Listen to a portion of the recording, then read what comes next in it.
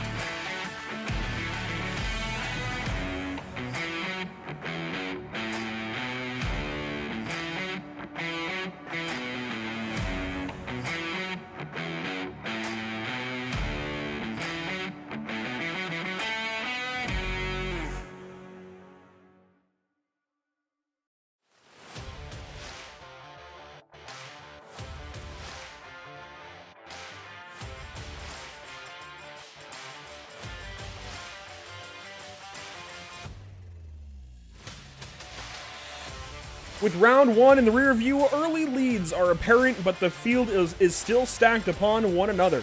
4 and 5 point gaps split the Pro and Am leaders, but Pro Am heads on down to Austin, Texas with a tie atop the pylon.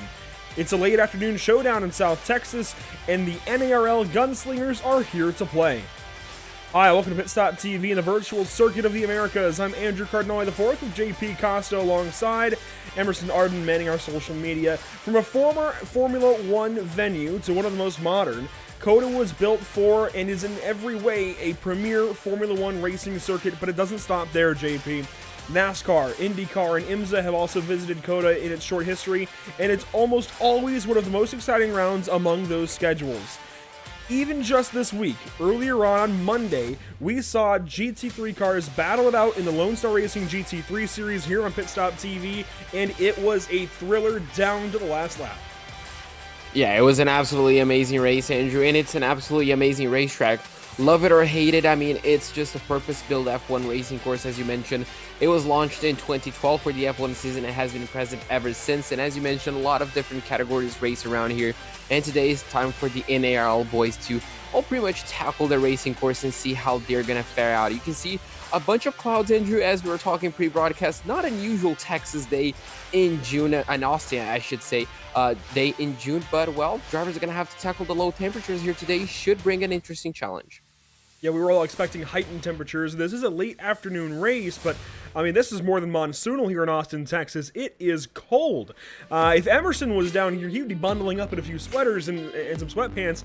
It is rather cold compared to what you would usually see, especially just 2 days after the summer solstice. 65 degrees in the air.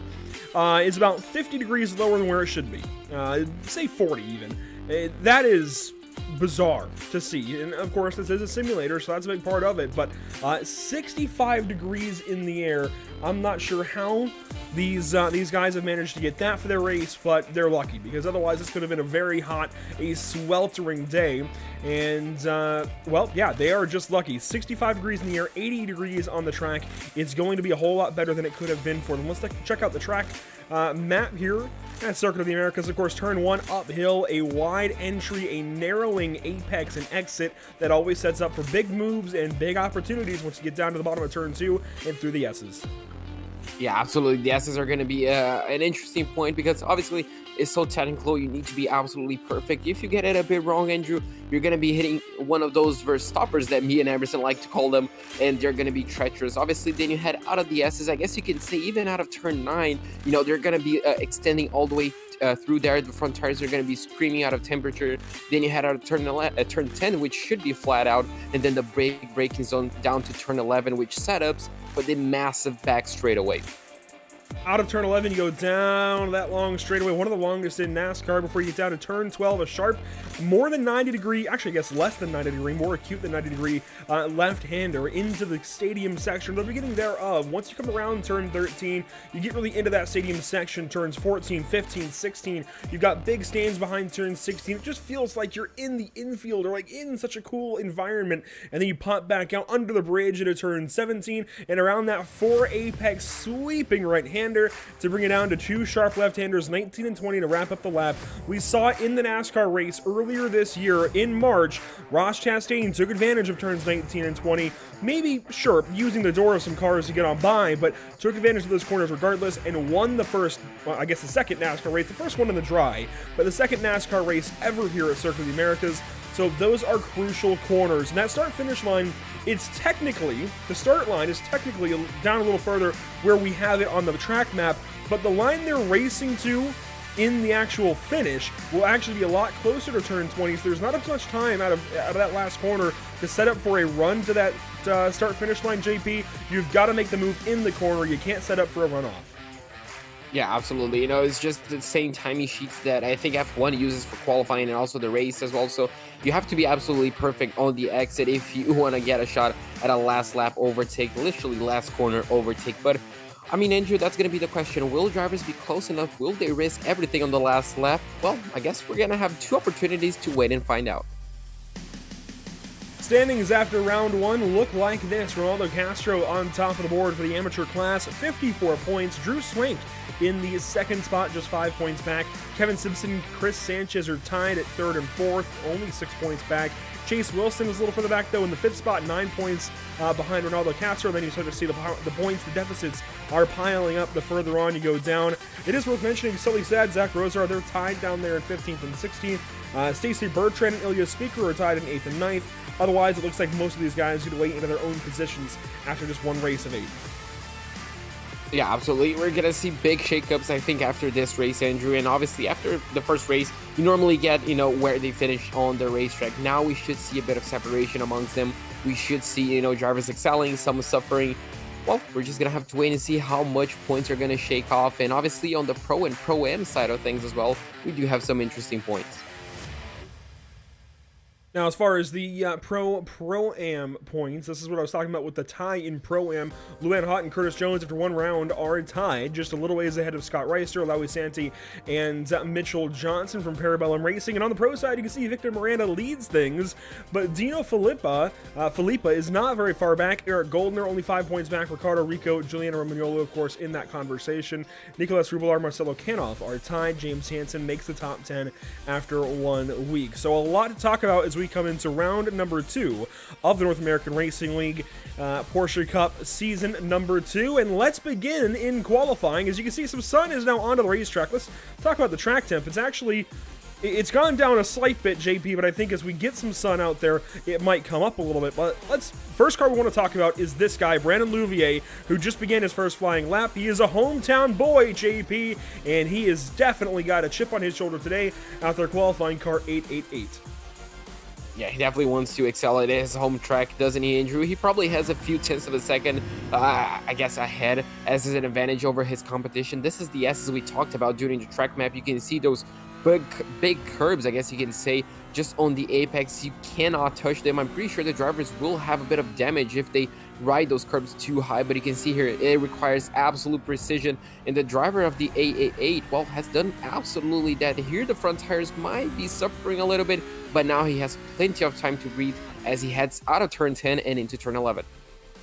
Down to turn 11, this is a sharp braking zone. This is a tough braking zone. Easy to lock up those front tires, and a sharp apex you got to try and make and get that launch down this backstretch. This is one of the most crucial corners here at Circuit of the Americas. If you can line it up just right and get that exit, you're going to make some passes. If you miss it, you're likely going to be passed before you get down to turn 12. And, of course, we'll be talking a lot about turn 11 today. More cars in the field as Kevin Stimpson goes fastest so far. Here's Chase Wilson in car 13. Ilya Speaker goes second on the board. And here's a look at Ilya's at number 06. He just finished up a lap, starting at the second one, currently 5 tenths of a second behind the 606. A bit of a lockup down into turn number 1. So this lap, Andrew, might already go down the bin.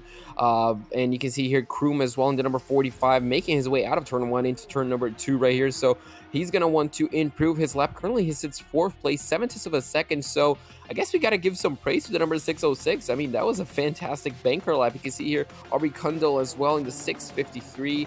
Currently making his way through the S's and looks all tidy up. Here's look at Kevin Simpson in car 606, the Sports Vision Porsche 911. Headed down to turn number 11, and Simpson's looking good today. We saw Chris Sanchez, Ilya Speaker. How about Stacey Bertrand that had some trouble lap 1, turn 1 last week at Okayama? And Brandon Louvier goes to 4th on the board. We'll keep up with his progress throughout the course of the day as Ronaldo Carlos goes inside the top 3 here in qualifying. A lot of drivers moving up very quickly in this qualifying session. Zach Rosar, one of them, into the top 10, and he's number 199. He goes top. You can see just currently finish up sector number 1, I guess you can say, Andrew. If we divided the track, Bobby Flack as well, looks like he's making his way through the second to last corner, now into the last corner.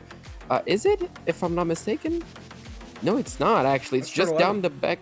It's turn 11, so yeah, got completely confused, and you saw a bit of a lockup around there, Andrew, so he's could be losing quite a bit of time around here on this back straight, as you mentioned. It's just so long. I guess drivers even have time to open up a bottle of water, just take a breather, get their heart rate down as they head into this another massive braking zone. Really easy to lock up as well, especially for braking around the curb section, just like Bobby Fleck does, but looks like he did it perfectly.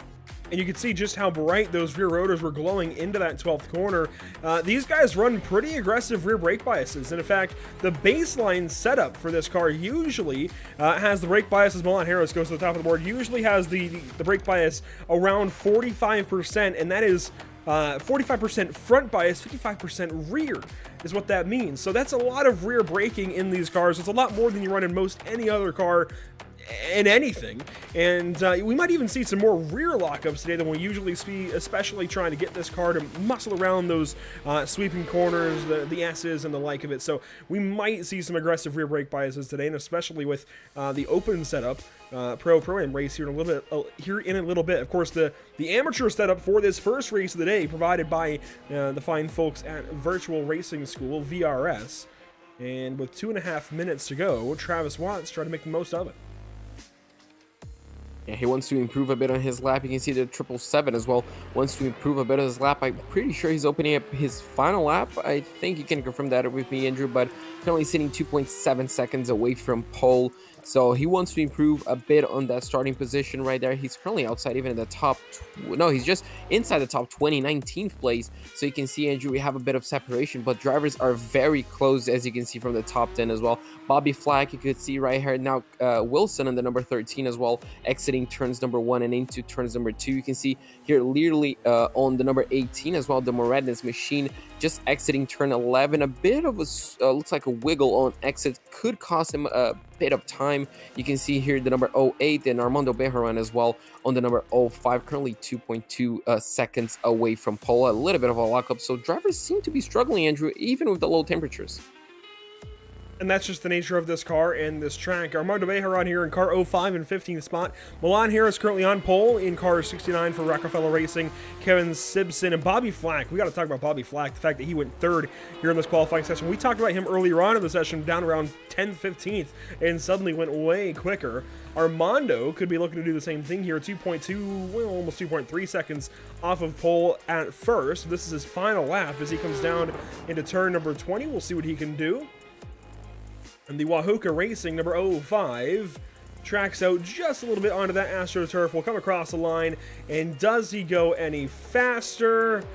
Doesn't look like it. So not able to move up. Mike Braun, though, going to try and take a stab at things down to the line to finish up his run, and will go no faster. Travis Watt in car 09 is on track. Joe Nagy here in car 777. Diego Era in car 77. Not the start of the season that he's wanted at all.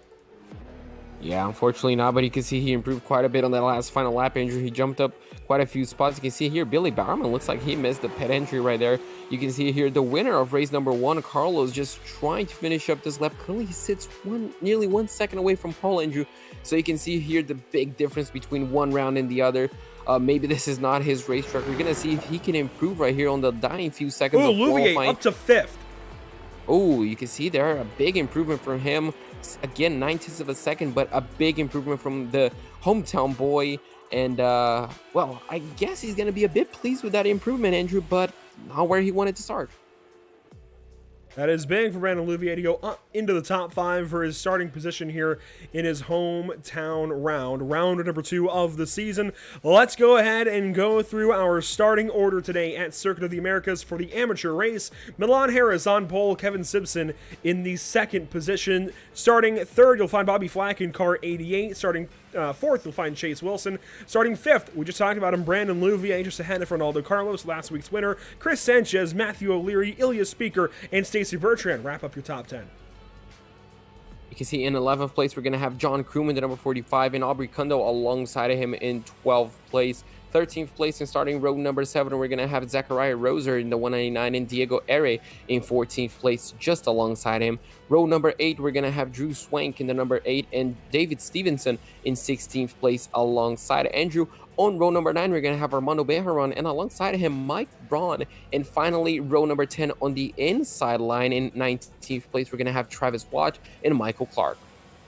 33 cars here. Let's try and go through the back 13 of them quickly. We've got Joe Nagy in car 777, then Billy Bowerman in car 102 starting 22nd, then Philip Pedurka starting 23rd. Starting 24th, you'll find Sully Sad in car 79. Starting 25th is Devin Brock in car 12. Clarence Rosa starts from 26th today in car 98. Starting 27th is Timothy Stufflebeam New name for me there in car 3. Kerry Corcoran starts from the 28th spot in, appropriately, car number 8. Starting 29th, it's Joshua Benjamin ahead of Cesar Santos in position 30, car 11. Then the back 3 positions on the starting grid are as follows: Troy Dolan, Thomas Amos, and Wyatt Brackett in car 033, starting from 33rd. A familiar name to us here at Pit Stop TV, but not with the North American Racing League, making his first series start and first season start here at Circuit of the Americas. So we got through the field with just enough time to look again at the weather conditions. It's even gotten cooler, JP, so it's a cool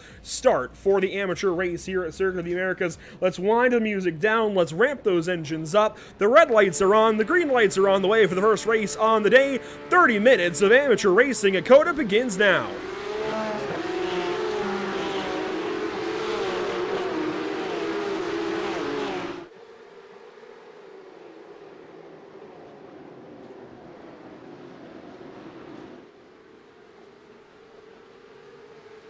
There is some crashing further back, and you can see that wad up on top of the hill.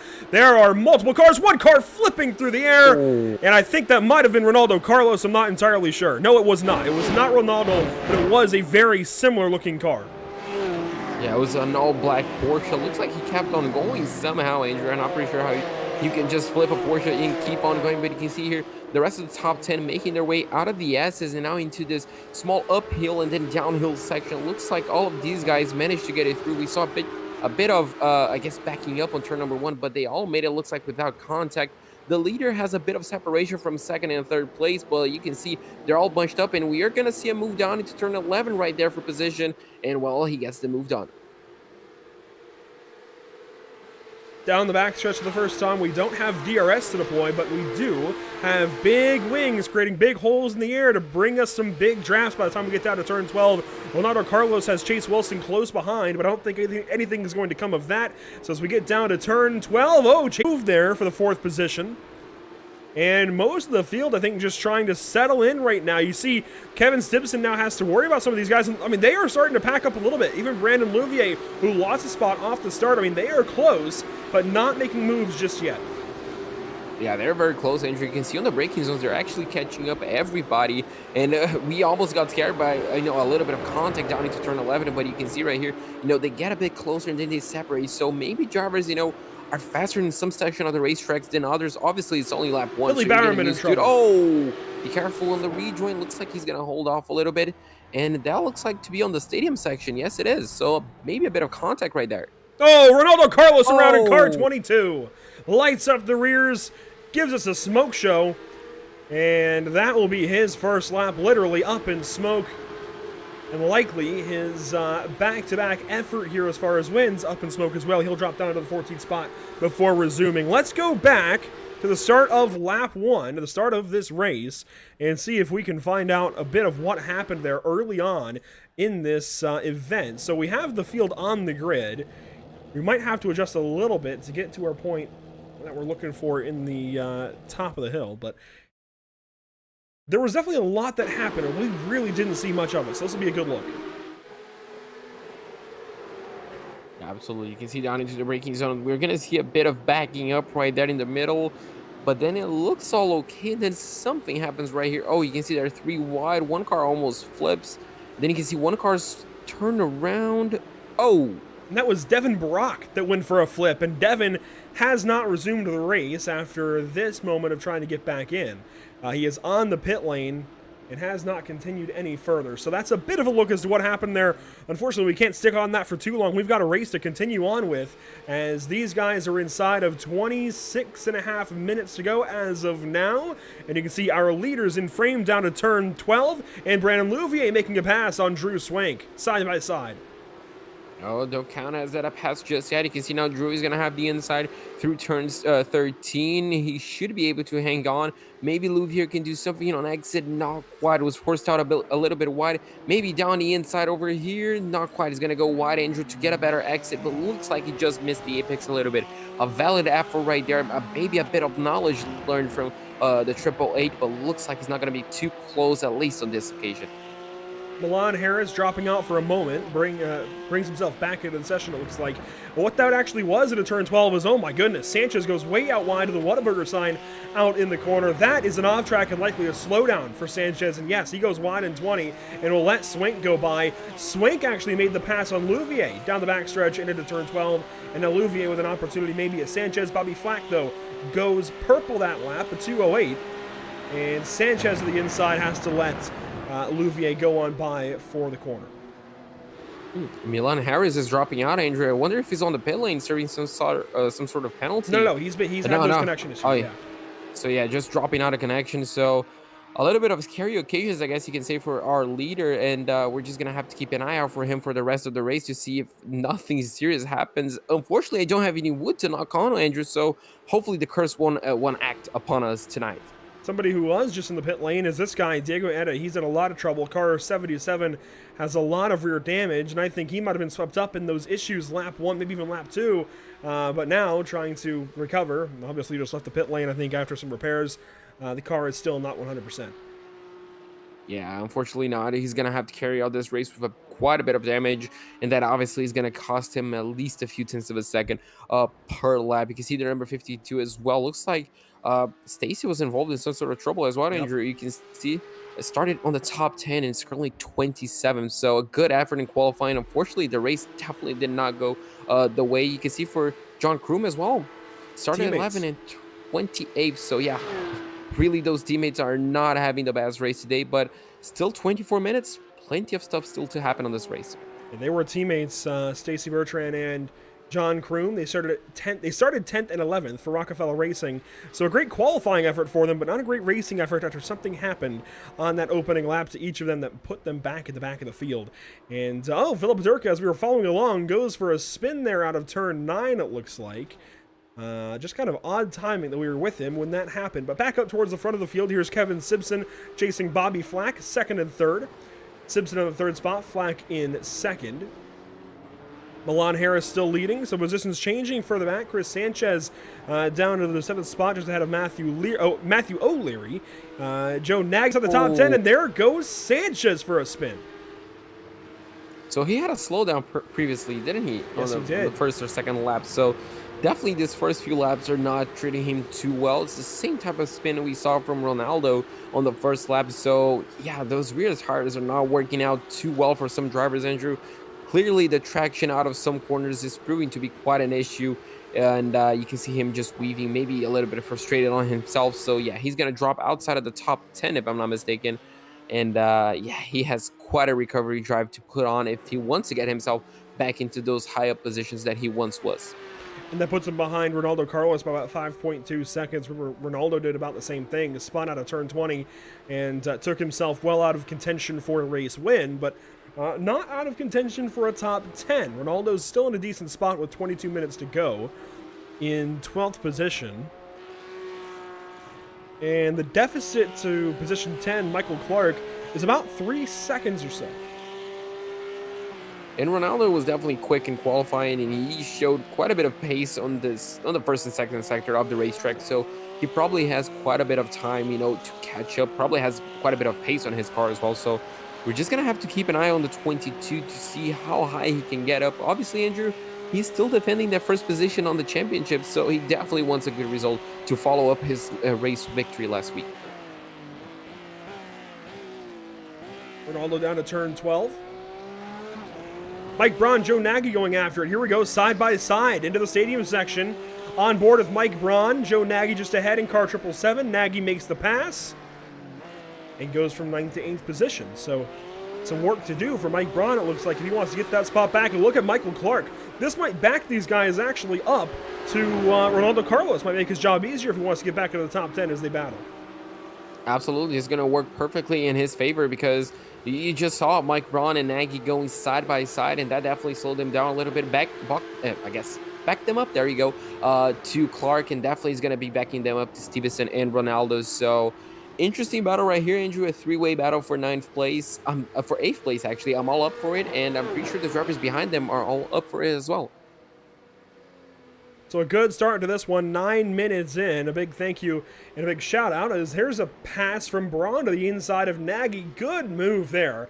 A big thank you, a big shout out to our partners with the North American Racing League, VRS, Virtual Racing School, Moradness, Tam Livery, JS Consulting, getting things done here for NARL season in and out. This might be a battle we have to watch, I think. This is the best battle inside the top 10, JP, and one that will likely continue on for some time. Let's go on board with Michael Clark in the 10th spot, chasing these two that we've been watching. And you can see the pink Porsche just ahead, Joe Nagy, car 777. The ebbing and the flowing of these corners where the car will surge ahead out of the corner, fall back to you into the corner. It's a lot of fun. It's exciting, but it's also really difficult to navigate, really difficult to pass. Yeah, absolutely. It's very difficult to navigate on your own, and if you're behind someone, you know, you can get easily distracted by a lockup or something, so your job gets a lot more difficult. But Clark is doing a good job right here, Andrew. I'm not quite sure what's going to be the best strategy for him. If he needs to get past, if he wants to get past Nagy as soon as possible, or if he might just wait a little bit. Well, looks like we're going to have our answer here down into turn 12. He looks down the inside. He's not side by side just yet. He locks up a little bit to avoid contact. That's going to cause them both to lose quite a bit of time. So Mike Braun is kind of checking out. Looks like we have a spinner down in turn 11, and that's Sully, unfortunately for him. But yeah, that was a good little battle right there. Good little scrap. And unfortunately, Sully, oh, looks like he's not having a good race as well, Andrew. Mike Braun, Joe Nagy, Michael Clark still in that same order. David Stevenson starting to close in car 55, and car 22, Ronaldo Carlos closing in as well. So this will be a big growing battle, I think, as this race goes on. Look at that damage on the nose of Stevenson's machine. That right front has definitely seen some wear and tear throughout this race. Yeah, absolutely. I guess you know what? That's not even necessarily from car contact. That could be from popping the curves, the anti-cuts and the S's. The Verstappers, you mean? Yeah, it could definitely be due to those. He's just going to be losing a bit of time on a straight line speed. I don't think it's going to be affecting him too much on the downforce, but he's definitely going to be sorry for making that contact with another drivers or those curbs that you mentioned. And yeah, that should make Ronaldo's life a little bit easier driving against the driver with a little bit of damage. You can see here the 05 looks like he's making his way through the pit lane. That's Armando Bejarano. And that is definitely an unscheduled stop. Yeah, this is early. Well, actually, no, you don't want to pit in this race at all. Come to think of it, we get so used to pit stop races, but the amateur race is one where you do not want to pit. So the fact that Armando had to come in is definitely for damage repairs. You'll exit the pit lane and get back onto the track in position 25, it looks like. Maybe even 23 or 24 is tough, as there goes Joshua Benjamin. So position 24 for Armando as he gets back running. Further up in the field, Ronaldo Carlos, we talked about him following up, trying to get back into the top 10, chasing this battle ahead. Things are getting interesting ahead of him. Yeah, definitely. Clark got past Nagy, so he got the position done. And you can see he's already defending down into turn 12. Looks like Nagy wants to go around the outside. Could he brave it around? Not quite. Keep a look at Stevenson. He on the inside, almost contact. He got backed himself up, and it looks like Ronaldo might take a look down the inside. Nagy took a look down the inside as well. Ronaldo will turn David Stevenson. Oh my, and there goes Chris Sanchez on by both of them. Ronaldo at least admits his fault, lets Stevenson get the car regathered, but they're both down a position in several seconds. Joe Nagy and Michael Clark, by the way, they continue on in the same order. No change for cars 443 and 777. So a bit of excitement there at the back end of the lap, but not a whole lot really changes as Swank goes fastest. And Drew Swank is in position 5, and JP, I'm going to be honest, with 17 minutes to go, it's going to be tough for him to run up to Milan Harris and fight for anything for the win, but he could get after Chase Wilson, Kevin Simpson, and even Bobby Flack. From position 5, making up time each and every lap, I mean, he could do some stuff. He could make some spots up. Yeah, absolutely. The guy from second to his position, which is 5th place, I think is around 2.8 seconds. So it's definitely in the realm of possibility if he can catch up. And obviously, these guys, they're not in the stalemate, I don't think. You can see Simpson and Wilson, they could go at it in a few laps. But yeah, it's just going to be a question, Andrew. If he catches up, he cannot afford to lose quite a bit of time. He needs to get the position and, well, get past the driver ahead as soon as possible without making a possibility to fight back. So the number 8 could be looking at a possible podium, Andrew, and could be looking at a possible 2nd place if he plays his cards right. So on board with car 8 as he travels down the backstretch, up through the gears, and just holding steady to Chase Wilson, not really gaining anything. Now closing in the braking zone, you can see these three are ahead of him in a line, and Wilson closing in on Simpson. Oh boy, it's going to get fun.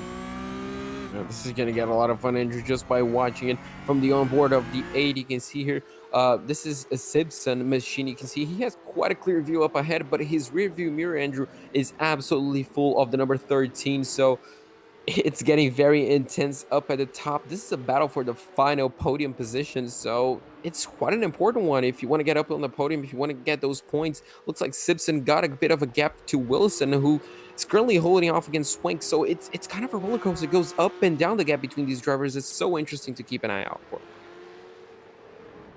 Yeah, Wilson backing up a little bit from Simpson. I feel like as soon as he got to Simpson, he had to check up a tiny bit, and that was when Swank closed in and started putting the pressure on, and now it's in Wilson's head just a little bit. But it's so tough to tell exactly what's going on in the heads of these racing drivers as they continue on. Just past halfway now by about 15 seconds. It's always so fascinating to just watch them. Watch how these lines are a little bit different. We can really watch it from the static cameras and see how these lines differ through the corners and exactly how these guys take these S's, for example. It's so cool to see the differences. Yeah, absolutely. Some drivers prefer to go in a little bit hot. Some drivers prefer to really tackle on the curbs. And yeah, especially in corners like this, we might see some drivers extending a little bit wider. You can see there Swank going a little bit tighter on the exit to get a better run through 8 and 9. So it's just, again, as you mentioned, Andrew, so interesting to see. And not a lot of racetracks around the world provide us with such a difference in lines as COTA does. Oh, Chase Wilson. He's getting close to Kevin Simpson. Let's go on board with him down this backstretch. He's going to be close, JP. He could have the draft that he needs to make a move by turn 12. But does Drew Swank have a similar draft? Let's go to the drones and find out by turn 12. Are moves going to be made? Wilson drafts right up to the back end, and that scoring pylon was rather unfortunately placed, but Wilson stays back of Simpson. Simpson locks up, though, and opens a door. And now Wilson is having to worry about Swank because Swank is going to try and cross up, and Swank charges 13. They got very close there, but they're all going to stay in lockstep formation for now. Yeah, interesting strategy from Wilson. I'm not quite sure if I agree on that one, being way too cautious, especially when you have Swank just behind you. I'm not quite sure if that's the winning strategy right there, Andrew, but he's definitely sticking with it. The car number 13, you can see Swank really got caught off by, just braking a little bit early, being way too cautious. Interesting right there. Definitely going to make this battle even more interesting. Now they're all so close together to one another. Nose to tail to turn 20 will go. Inside of 13 minutes left in this race, and Milan Harris putting on a clinic. We've not talked about Milan Harris in the same breath as winning very often, but starting a season on a high note. I believe Milan, and we can go back and check the points actually, I believe Milan was pretty good last week, but maybe didn't have a whole lot to show for it, down to the 17th spot after round 1. This would actually be a huge turnaround then in this first quarter of the season. To go from 17th in the points to winning today would be huge, but the race is not over. Still 2.7 seconds that Flack could make up, but also that Milan Harris could hold over Bobby Flack. So still 12 minutes to go, a lot of time to figure this race out, but it's looking good so far for car 69. Yeah, absolutely. As you mentioned, it's a great turnaround of events for him. Not the greatest of round number 1, but definitely round number 2 is treating him well, Andrew. And that is an interesting, I guess, point to talk about. The differences between race number 1 and 2 for a lot of these drivers. It's a bit of a roller coaster between them. I guess the most consistent one is actually Kevin Simpson, who's in 3rd place in the standings and is currently in 3rd place in the race. We might have a new favorite then for the championship after today. Kevin Simpson, car 606, one of the newbies here in this North American Racing League. We don't know a lot about a lot of these guys, but we are quickly learning that Simpson just might be a guy to watch out for this title fight. On board with Simpson looking back, you can kind of see through the number board there, car 13, Chase Wilson, still breathing down his neck. Turn 13 will give way to 14, 15, and 16 through this stadium section that I love so much here at COTA. Honestly, one of my favorite parts to at least see in racing. Not necessarily for me to drive on, but it's a lot of fun to watch drivers navigate through the stadium section no matter what car they're in. especially around this corner right here, Andrew. The long right-hander. You can see so many different lines. Drivers taking a little bit tighter on entry, tighter on exit. It really does favor all lines, I guess you can say. That this corner right here, turns number 19. I feel like it's so tricky to get it right 100% of the time, but looks like all of these guys are doing so well. You can see Ronaldo now once again catching up. This time, I'm not quite sure he's behind, but you can see even here extra battles on the back straightaway. We haven't seen this a lot often. Could see 3 wide action right here. Oh, in the middle. Oh, Sully's sad. No. Where were you going with that one, buddy? Oh my goodness. Sully tried something, but there was never an opportunity. I mean, that's one for the highlight reel, certainly. But my goodness, that was an aggressive one. Let's go on board. It was almost like a pinball machine, wasn't it? Just hitting one car and the other, and unfortunately got spun around. You can see right here he was committed to it, but I'm pretty sure that was the wrong gap to go. Oh, yeah. Oh my goodness. If he pulled that off, I think it would have been the greatest overtake I've ever seen, but unfortunately, it just fell short a bit. But, I mean, I guess we can say that's an A for effort. It's certainly one for the highlight reels there for Sully Sad, and this goes back all the way to turn 11. Sully was ahead of these two, so I understand now is, I guess, urgency to try and pass back. Diego Eder goes way to the inside, so Sully might have been annoyed with that as well, as there's contact, Wyatt Brackett goes through. That makes a little more sense now as to why Sully was willing to push it, but still, really no opportunity to do so there, and thankfully, nobody's race was really ruined outside of Sully's, and I don't say that as, thankfully Sully's was ruined, but thankfully it didn't take out Wyatt or Diego in all of this, and Sully, I think, maybe learns, it was a good attempt, but definitely did not pan out. Absolutely not, and unfortunately for him, he lost quite a few positions. He's still out on the racetrack, isn't he? I don't think he towed back to the pit lane. Oh, he did. He did. Oh, unfortunately. So there you go, a bit cut short, and yeah, you can see here Ronaldo going down the inside of turn 12. Can he make this one stick? He gets that all parked on the apex. We see one car stopped right there on the exit, Andrew. I'm pretty sure that's a lapped car, and Ronaldo gets that position. So trying to make that comeback work. He just passed Stevenson, actually, so this time he managed to do it, and he's up in 12th place. So trying once again to get back into the top 10, Andrew, but this time less than 10 minutes to go. That was Clarence Rosa going slow on the outside of turn 12. He is, in fact, now, Clarence is 1 lap down, the only car running that is 1 lap down. So Carlos gets on by Stevenson. You can see Ilya Speaker and Zach Rosar in tow. That completes your top 15. And Drew Swank, by the way, has gone on by Kevin Sibson. And we missed something here, with Sibson dropping from not only from 3rd down to 4th, but from 3rd down to 5th place. And, well, now 2 spots outside of this podium. Chase Wilson going to have an opportunity to defend a podium position, a bronze medal today over Drew Swank. And the only concerning thing that I see here is I don't see Drew Swank's league decals, and that's something that, well, the league administrators have been very, very pushy about. They want to make sure we get the league decals on for good reasons. There's a lot of partners here with the North American Racing League, of course, VRS, Moradnis, JS Consulting, TAM Liveries, and even others, but the big thing is to make sure we see exactly which class each car is in. Now, it doesn't matter as much as far as class identification here in the amateur race. We know they're all amateurs, but especially in the Pro-Am race, it's good to have those, and it's really just good to have them for a unified look as a whole. So drivers, if you don't have them on yet, you want to make sure you get them on. Go to the league Discord for the North American Racing League, and of course the league website as well, NorthAmericanRacingLeague.com, for more information. And if you need any help getting those on your paints, but you need to have those on, especially now by race 2. I'm not fluent as to what the penalty may be for Drew Swank, but I do believe there is a penalty as he goes to the inside. He's going to try and get the spot away from car 13. Almost had it.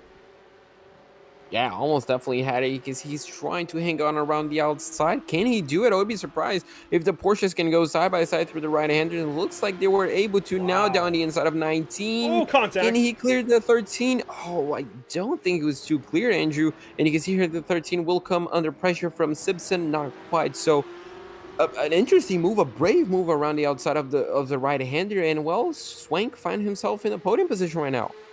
And there was definitely just a little bit of contact there, so you have to wonder now how willing Chase Wilson will be to give Drew Swank breaks here towards the end of this race. Drew is definitely on a mission. He wants to go get as many spots as he can. I can't blame him there. But just that little bit of contact sometimes rubs guys the wrong way.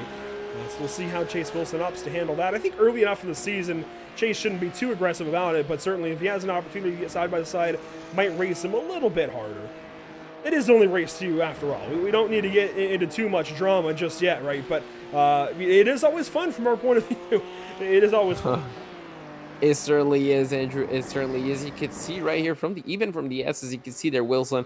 I don't think he's too happy about that, and he's definitely trying to push to the limit to get the podium position back. So we could see a dive bomb or two from the 13. And now if you're Simpson, I guess you can just wait it out. I mean, you're close enough to these guys, but they look very racy right now, especially Wilson. So you could be in an interesting position right here, being in 5th place behind those two. On board with Kevin.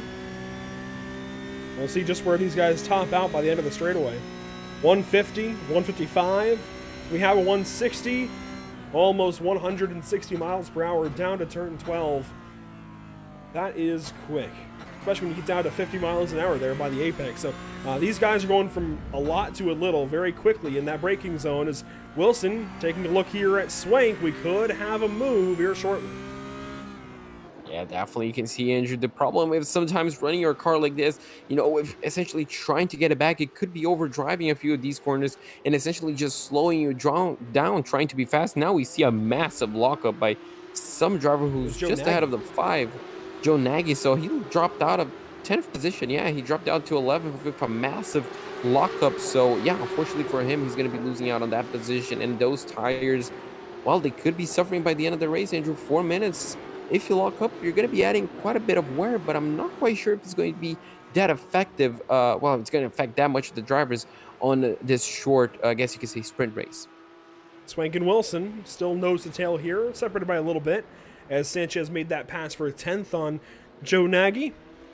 Pressured him into a mistake into the braking zone, and that's really how you want to get a pass as a driver, right? You want to pressure that guy into making that bit of a mistake, because if you can get in his head to make him make that mistake and cause him to go off track or just lock up or something, that is so satisfying to know that you just your presence made that driver mess up and you got that pass cleanly is always quite nice. Here's a look at Brandon Louvier in the 6th position, and anytime that it's a driver's home race, we try to talk about that quite a bit. We try to give them a bit of focus, because it is so nice, so cool as a driver to race against all of your internet friends and comrades and whatnot on your home track. You've maybe been there, you've seen it in real life, maybe even raced laps on it before.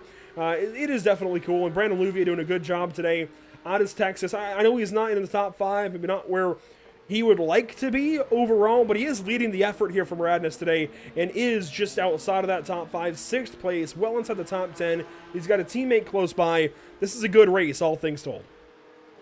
Yeah, absolutely. You can see he looks like the measures under control from, his teammate right behind. He has quite a bit of gap to Simpson, obviously from the top 5, I guess you can say, but from the rest, Andrew, I guess you can say he's literally the best of the rest outside of the top 5. He looks like he's just controlling his pace. He got a few positions. Actually, he lost 1 position from his starting position. But yeah, it's just a control race. Looks like several mistakes, not a lot of lockups.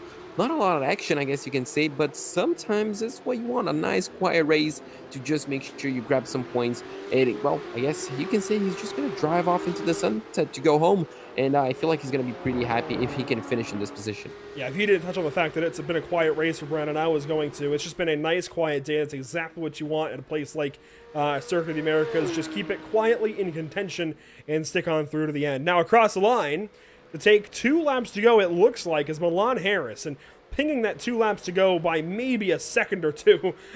Very lucky, I think, to get 1 extra lap in, as this was going to be a 15-lap race. It should still be a 15-lap race. It could end here on lap 14, though. We'll see by the end, obviously. Bobby Flack in second, 4 seconds behind. And then Drew Swank back here, still with Chase Wilson, but no change of position there. Although Chris Sanchez, Joe Nagy, Chris Sanchez into the pit lane. You have to wonder if this is an incident penalty.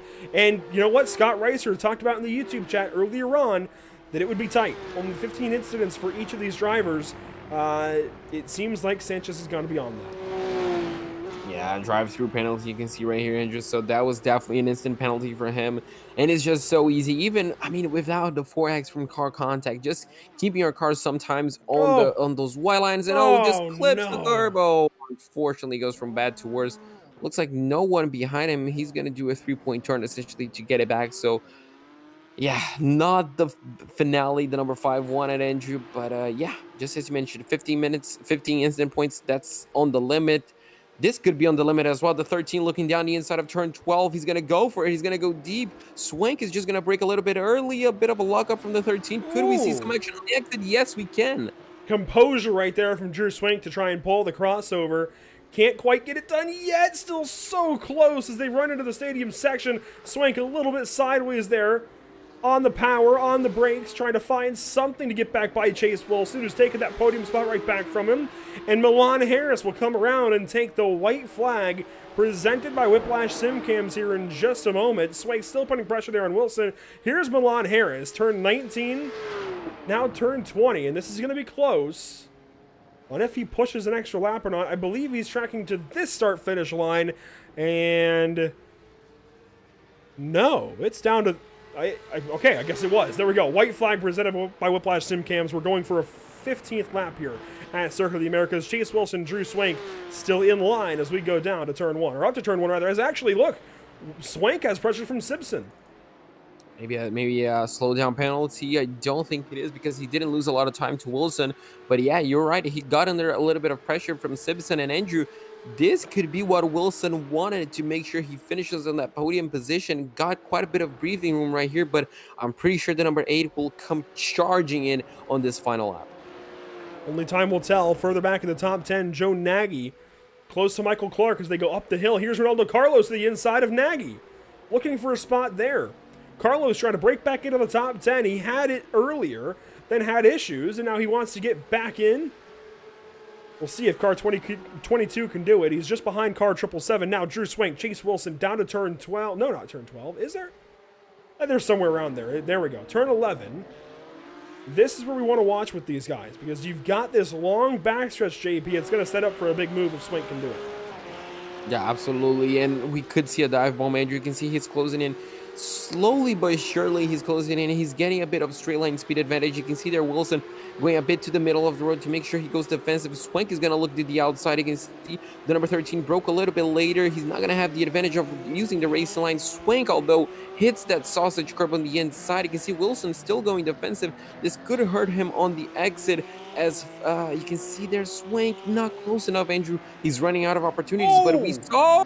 My God, this is a big lunge. Can he get it slowed down? Yes, he can. It's not over yet. This battle for third. Wilson on the inside for 17 and 18. Mirror contact. Swank has to check up and go left. Now he's trying to battle with Simpson. Cuts off the door. Meanwhile, Milan Harris will come across the start-finish line here in just a few moments and claim a race victory. Chase Wilson, Drew Swank still battling it down to the end as Milan Harris does claim victory in Texas. And these three will stay nose to tail. Can Swank do anything by the line? I don't think so, and he will have to settle for the 4th position. The top 3, Milan Harris, Bobby Flack, and Chase Wilson. What a finish. What a finish indeed, Andrew. What a battle between these 3.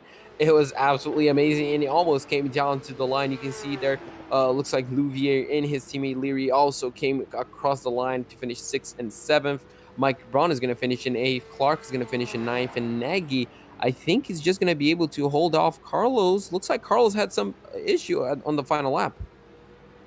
Ronaldo Carlos did fall back, and he's got a penalty. Oh, and this is really going to drop him down the order because he's not able to serve the penalty in its full. Oh my goodness, Ronaldo Carlos, this is going to be a heartbreaker for him. Points leader to, well, 0 to 0, I think we should say.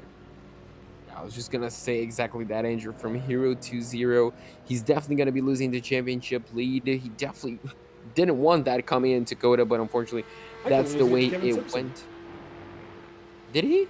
Might be losing it to Kevin Simpson. Might. Ooh, interesting. Yeah, interesting. Swank as well. He finished in 2nd place on race number 1, so he's in 2nd place in the standings. So, so yeah, that's going to be interesting to see how it's all going to shake up. And yeah, I guess we can already say that race number 3 is promising. And Wilson's going to be right there with him. So I think the top 3 drivers so far now are certainly Drew Swank, Kevin Simpson, Chase Wilson. They finished 2nd, 3rd, and 5th last week at Okayama, finishing 3rd, 4th, and 5th today. Yeah. And Brendan Louvier, 6th both races so far this season. We're definitely learning quickly who is who in this second season of Porsche Cup racing for the North American Racing League. A few more cars to come across the line. Diego Etta, Philip Pedurka, and Stacy Bertrand will wrap things up. And problems for Pedurka maybe. Maybe not. They got very close, but no passes made. Diego will finish the race in 20th. Pedurka in the 21st spot, and Stacy Bertrand there in 22nd. So that wraps things up for the racing portion of the amateur race. Let's go ahead and take a look then at our unofficial race results, JP, after 30 minutes of racing. So after 30 minutes of racing, Milan Harris with a dominant and commanding lead. Didn't see a lot of action, Andrew, but he finished in first place. I'm pretty sure he's going to be happy with that. The number 88 of Bobby Flex finishes in second, ahead of Chase Wilson, Drew Swank, and Kevin Simpson, the top 5. Brendan Louvier is going to finish in 6th place, ahead of Matthew O'Leary, Mike Braun, Michael Clark, and Joe Nagy. Finishing 11th, we'll find car 55, David Stevenson for Baradness Esports. Ilya Speaker manages a 12th place effort just ahead of Zach Rosar. We had issues for guys like Chris Sanchez and Ronaldo Carlos that dropped them out of the order. Thomas Amos goes 15th behind Chris Sanchez. Ronaldo Carlos 16th. How about Wyatt Brackett in his first start in the season, first start in the series, hangs on to a not just a lead lap finish, a top 20 finish, and only about a half lap behind our race leaders. Props to Wyatt out of the great state of Maine. 1 minute 22 seconds behind the leader. Not too bad in his first start at all for car 033. Kerry Corcoran goes 18th. Timothy Stuffelbeam also in his first start will go 19th position, and Diego Etta with a lot of trouble today goes 20th. 21st place goes the way of Philip Pedurka ahead of Stacy Bertrand, and those are the last 2 cars that finished on the lead lap, just 4/10 of a second separating them. Armando Bejarón is going to finish in the 23rd place ahead of Clarence Rosa, Joshua Benjamin, Sully Sad, Billy Bowerman, Aubrey Kundo, Travis Watt, John Krum in 30th place, Andrew. And the top final 3 cars are Devin Brock, Cesar De Los Santos, and Troy Dolan.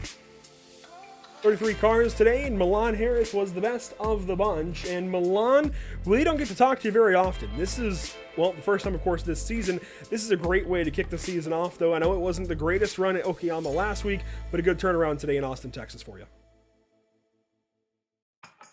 Yeah, thank you. Man, I was having some good laps on the first round, and just, I guess I should have been a little more patient, and that's a learning lesson I'll definitely take with me. This one I put in the work, lots of coaching, lots of driving with the team. Huge thanks out to Rockefeller Racing. Great group of guys. It's been a blast. I don't even know if I'm either into this, so it's a little unbelievable. I don't know if I should be here, honestly. Well, it's a race win for Car 69, which is pretty huge. 13 laps light even today, and I think really showing why Rockefeller Racing is growing like it is. I know you guys have added a ton of drivers going into the season. Stacy Bertrand, for example. I know Stacy and John Groom had a rough go at the start, but it seems like you guys are growing stronger and stronger every race almost. And I'm sure preparations for this race had you expecting a hot race. It was cold after all, but you guys seem like you are really getting things together. What's the culture like at Rockefeller Racing? It's just an awesome group right now. With Stacy coming on board, John, he's the smoothest guy during the week in practice. I'm always trying to beat him, like going at it. And I think he just getting a little unlucky during the race conditions. But we're all right there. We're really close. We're really pushing each other. And I think that's the perfect, potion right there to push us all and keep picking it up. So. Now, what expectations, if any, do you have for Phillip Island in 2 weeks? We have a week off next week, so an extra little bit of time to prepare for Australia, but Phillip Island is going to be a rough one. Yeah, I like that course a little bit, so I'm just going to start pounding some lap outs and hope we can get some, similar result. So. Well, Milan, congratulations big time on your first race win, I believe. Certainly first of the season, considering it's only race number 2. And here's to many more. Congratulations, and go get yourself a cold one today. Hey, thank you very much, guys. Milan Harris, a really, really good effort here at Circuit of the Americas. A big time win for Car 69. Let's go on down the line, though. JP, Bobby Flack goes second for Team Empire Racing, and this is a big one for him as well. Yeah, absolutely. So Bobby, I guess you can say a controlled second place finish. Milan was a bit out of touch, but you definitely checked out from third place as well. How was it from your point of view? I mean, basically just like that. It was a pretty easy start, and I really didn't have the pace for him, so I was more content just to keep everyone behind me, and yeah, it just ended up getting a little gap and cruising for a nice half-hour drive. So a pretty fast half-hour drive, I guess you can say. So from Okayama, you finished, I think, in 7th place. Now Austin in 2nd place.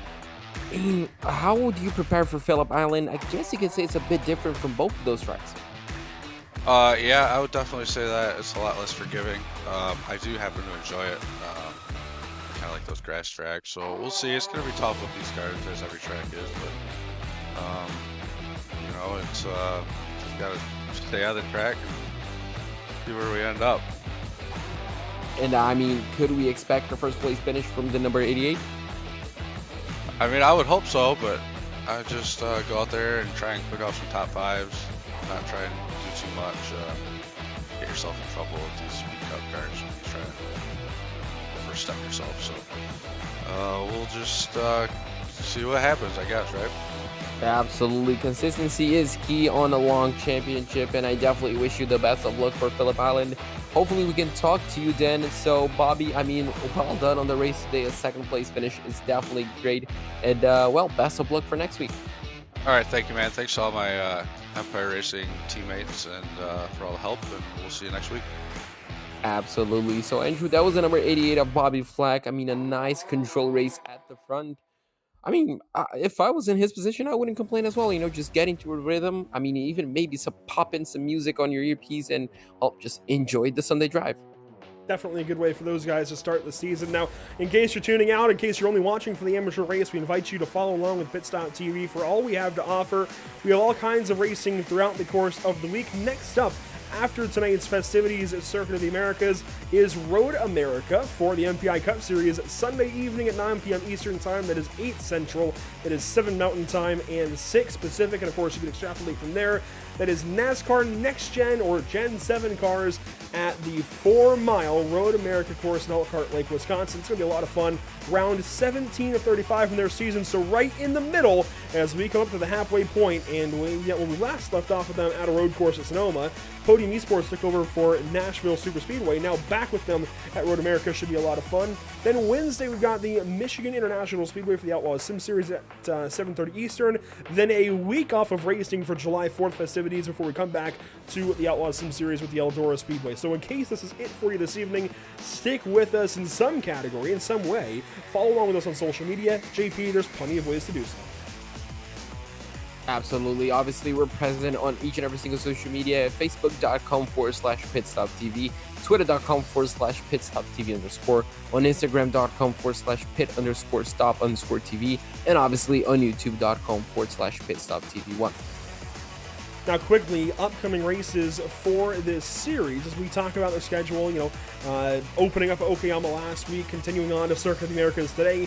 Here we go. Phillip Island is next up on July the 7th, so in 2 weeks' time.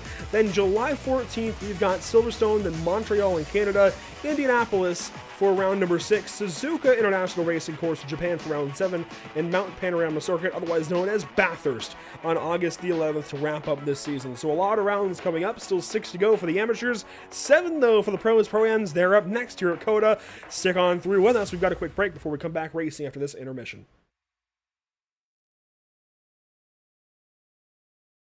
After months of quarantine, we're all interested in how we can become our best self. The team at Permanent Makeup and Cryo is here to help you get the flawless makeup look every day without the extra effort or time.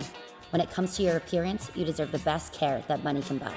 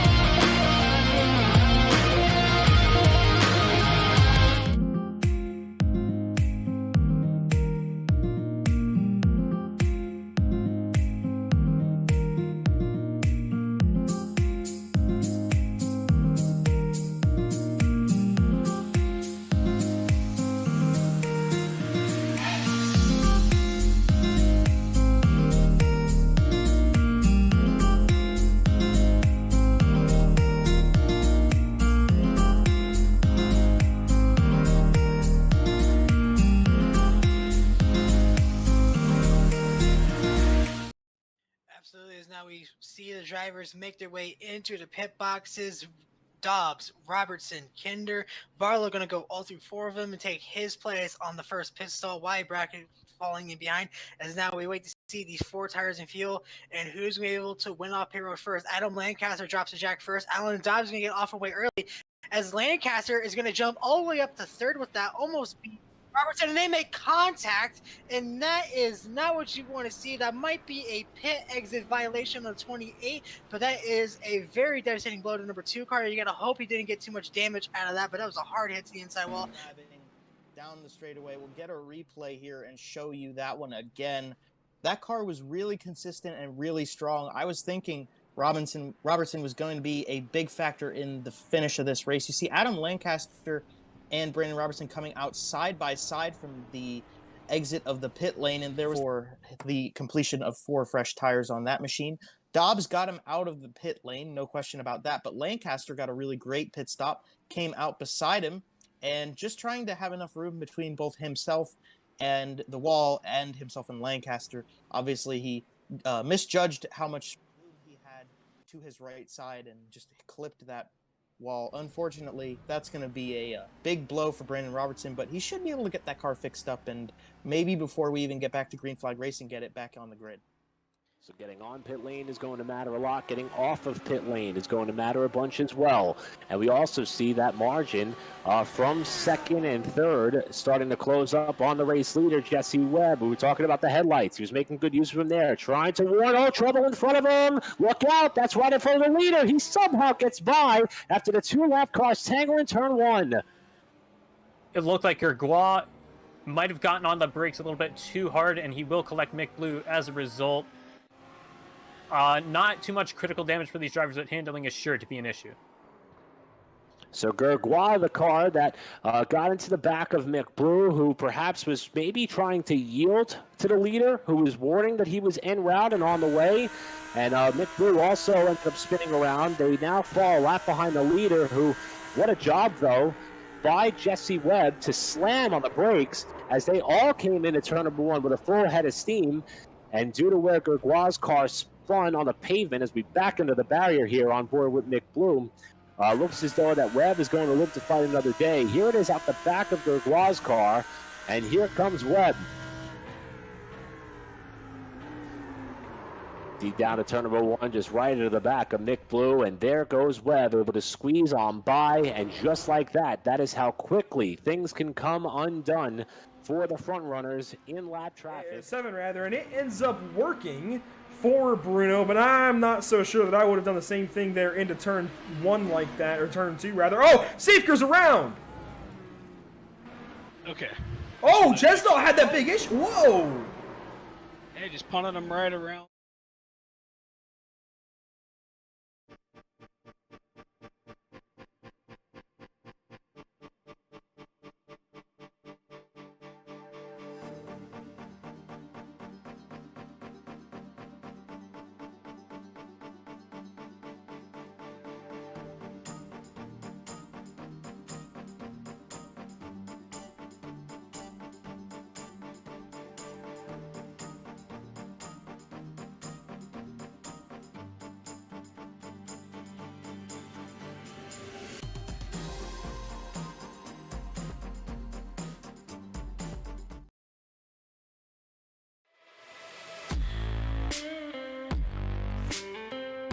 Welcome back to the virtual Circuit of the Americas, the second race on the day. Of course, the pros and pro-ams now on the board, on the docket here at COTA in virtual Austin, Texas. Welcome back to Pit Stop TV as we get ready to bring you action for the second and arguably the, well, heavier race of the day, the longer race of the day, certainly 15 minutes of length here from Circuit of the Americas. Let's recap the track map, and JP, there's a lot to talk about here. We can't talk about all of it just yet, but we can revisit this later on.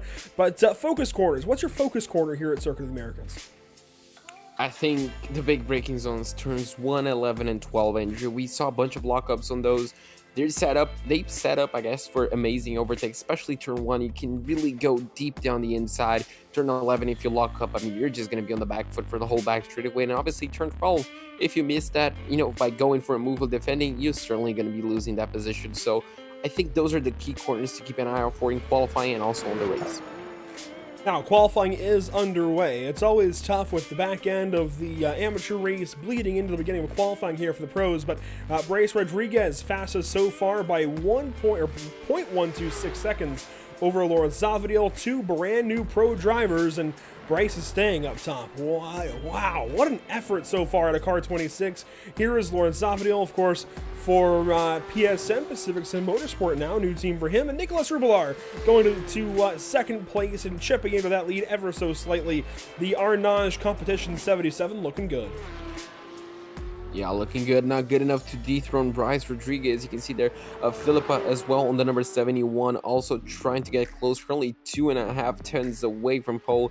Resende as well, you can see here 3.5 tenths away from pole. Andrew, I don't see Miranda so far, but we can see his teammate as well is doing a great job, currently sitting in the top 5. Mikael Rudebusch just behind him, less than half.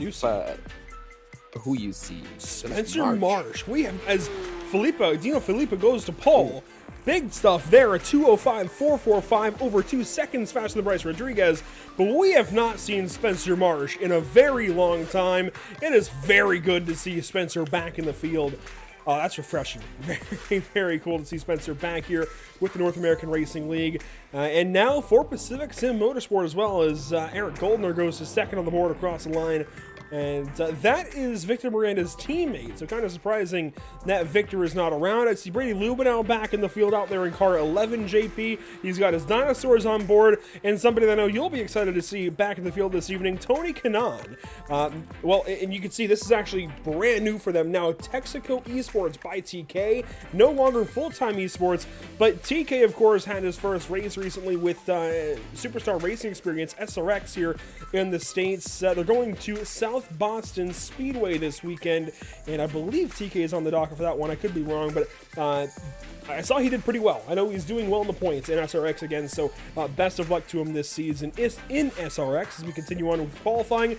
Let's take a look at his teammate Bruno DeCarmo across the line, 7th. A good qualifying, Andrew, and I just want to put you on the board. How many times do you think I'm going to get this team wrong? I'm going to call them esports, full-time esports. How many times do you think that's going to happen? Quite a bit, but it's a new... as the number 87 spins around on qualifying. Looks like he's not going to be able to improve, and he was, I think, second place in the Pro-Am. Fabio Zamperlini as well. Looks like his qualifying effort is done. Luis Senti as well done. Duckworth looks like he's on his final lap, but he's on the back straight, so he won't be able to finish. So yeah, Castro, Agustin Castro as well, the number 001, not a good of 36. Yeah, 3.5, nearly 3.6 seconds away, Andrew. That is not good qualifying from him. That's not what we expected from him. No, it's not. Daniel J. Thomas just outside the top 20 and 23rd. Really interesting qualifying efforts across the board today here at Circuit of the Americas. Now, we haven't talked about weather just yet for this pro race. It is significantly warmer on the track. Only 3.7 degrees warmer in the air, but that equates to a much higher... Oh, you just saw that track temp changed from 94 or so down to 81, so they're going to get a much cooler track here for the start. The winds are picking up out of the southeast. Oh, there's a lot to talk about with the weather here at COTA. Still so odd to me that it's so cool in the sim, but hey, we'll go along with it. Let's go ahead and get down to the track and check out our starting lineup. On pole is Dino Filippo in the pro category. Eric Goldner starts from second. Starting third to find Bryce Rodriguez. Fantastic effort from Bryce. I know last week was not what he wanted. Ricardo Rico starts from fourth. Starting fifth, you'll find Roger Resende. Sixth is Nicolas Rubelar. To finish out your top 10, you've got Bruno DeCarmo, Mikael Rudebusch, and Wayne Castile, your Pro-Am pole sitter. We'll start alongside Mikael. And very odd. Something got messed up there with the order, but we'll continue on anyway. 11th place, we're going to have Juliano Romagnolo. Alongside of him, Miguel Collin, the driver who just saw actually spinning around in 12th place. Tres Dahlhorn is going to start up in 13th place. Alongside of him, Fabio Zamperlini in 14th place to number 27. Row number 8, we're going to have on the inside, we're going to have Scar Reister and Tony Kanaan, the man himself, in 16th place. 17th place, we're going to have Brady Lubinow on the inside and Aaron Folkerts in 18th place. And row number 10, Andrew, we're going to have on the inside line the driver of the name Brian Zinn in the 173 and the number 98 of Thomas Rayleigh in 20th place. Starting at 21st is Carlos Villavicencio. We're going to go with, or Villavicencio, anyways, in car 16. Triple Eight is Ryan Kerr, starting from 22nd. Starting 23rd, you'll find Daniel J. Thomas. Then Cody Johnson in 24th. Starting 25th, it's Matthew Dench, followed by Lowy Santi, and several others as we get ready to go racing. Let's turn that music back down. Let's wind these engines up for a standing start at COTA. Red lights on, green lights on the way. Green lights are, well, illuminated, and we are racing in round 2 from COTA.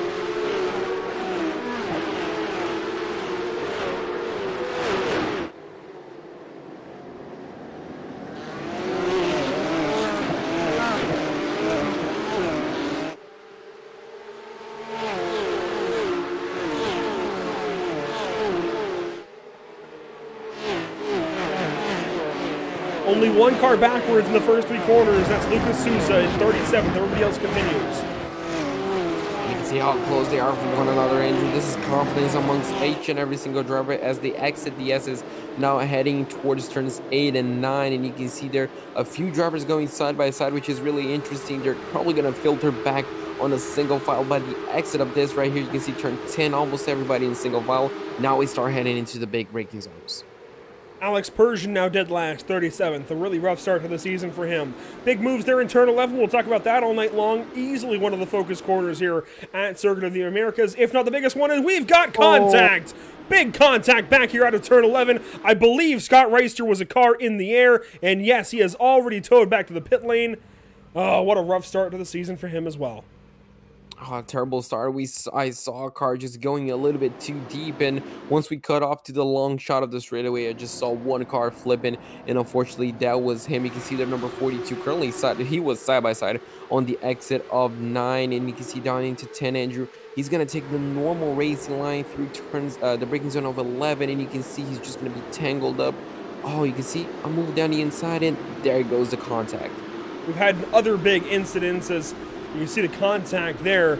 We've had a couple of big ones more recently. We'll just continue with this and let it all happen for you because I saw a lot of red just now on our telemetry, and oh, it's continuing on. The rest of this lap has gotten rather dramatic here. The opening lap at Circuit of the Americas for the pros and pro-ams. Down to turn 12. Where does this happen? Is it 12? There's a big send there. One car stopped. Look at all of this. 3, 4, 5 wide, tracking out all over the place, trying to find spots. And oh, Scott Kimbrough way into the corner. That's what a lot of that was. Wow.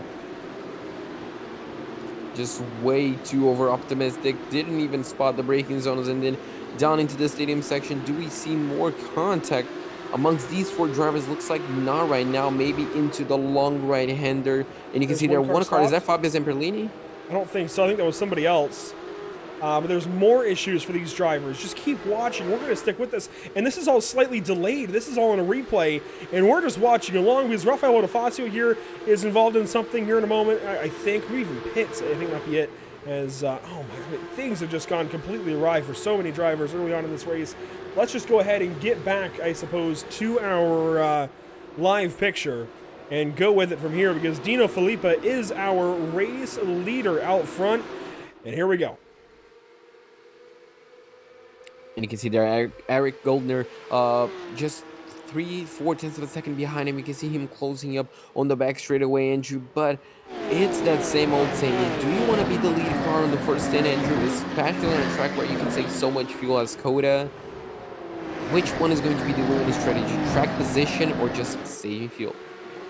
Likely saving fuel. We've seen it time and time again, especially here in the North American Racing League. Look at this view, though, through the stadium section. That is a great opportunity to see exactly what these guys are doing through those bends and how they snake around this race course as well, under that crossover bridge. Boy, this is going to be a big one today. It's going to be a big and a fun race, Andrew. I mean, I don't think we're going to see these drivers giving breaks to any other drivers throughout this race. And you can see just how close they are to one another. And yeah, you can see there, this is on board with Bryce Rodriguez. You can see Rico ahead, just very close to Eric Goldner. And you can see there, Eric kind of trying to follow Philip up, breaking the slipstream as well a little bit. And we might see a move for second place into turn number 1. Giuliano Romagnolo, purple back here from position 8. Fastest lap of the race so far. We're only on to lap 3, so that was only your first 2 laps of action, but still rather remarkable for Giuliano to go purple that quickly this far back, but maybe getting a little bit of that draft down the back straightaway last lap through. Now catching up to the back end of Roger Resende, one of the teammates to Victor Miranda. I don't see Victor here. Your call out, I think, was correct. I don't see Victor around, but teammates anyways at Energy Sim Sport with Victor and Eric Goldner, who is running second, by the way. So Resende and Goldner doing well, and Giuliano, it looks like, leading the charge for Radness Esports in race, well, not race number 2, but the Pro-Am race. And he's currently doing a good job. I think he went purple on the last lap. He did, yep. Pretty much just to catch up these guys, just to be on the slipstream, to be able to save a little bit of fuel and to defend better. Looks like we just got a shove right here for the 173, and he's going to be losing not 1, but possibly 3 positions as he's now pinched to the outside. This is Brian Zinn. You can see he can just look to the side injury, and he can analyze the whole of that Porsche right alongside of him. And now as we head into the braking zone, who's going to be the bravest? You can see there Brian Zinn on the outside trying to hold off that position, and looks like he was able to do so. And now he's going to have the inside line through turns 13. Electrifying battles here. Hopefully you get that one as Brian Zinn hangs out of the spot over Daniel J. Thomas. Now there's a battle behind him with Miguel Colon and Thomas Rayleigh. Now Thomas Rayleigh is that multicolored car that made contact with Scott Reister in turn 11 on lap 1 and kicked off all of that action, well, all of that calamity, all of that crashing. So good that Thomas has continued, but maybe a penalty in his future for that incident, especially on lap 1. We know the North American Racing League frowns quite heavily upon lap 1 contact. So that might, unfortunately, impact his day even after the drop of the checkered flag. Deeper in the field, Cody Johnson working on Agustin Castro. Agustin had a terrible qualifying effort, let's just call it as it is, but is working his way back through the field. Started 36th, currently 25th. Yeah, maybe capitalizing a bit of those lap 1 shenanigans, I guess you can say, Andrew. And he's currently making some nice inroads. You can see he's going to be pinned. Oh, yeah, you can see there. No, I don't think there's any bad blood between these two, but they're definitely racing very, very hard indeed. You can see there Luen won previously on Okayama last week, and he's currently trying to defend this position. He's fighting, I think, for 24th, if I'm not mistaken. Yeah, really early to find. He did. Interesting. Obviously, there's absolutely nothing wrong as we have a Pacific Sim Motorsport driver. Looks like he was spun around on the exit of 1, looks like. Yeah, and that's Cody Johnson, the 777. And he's going to be on the back foot on this early stages of the race. But yeah, really early to be defending for Luan. Obviously, nothing wrong, but sometimes you just allow other drivers to go through. Wayne Castile wide at 11. You saw him lock up the brakes, go through the apex. Tres Dahorn goes on by, along with Fabio Zamperlini. Fabio now into the top 10.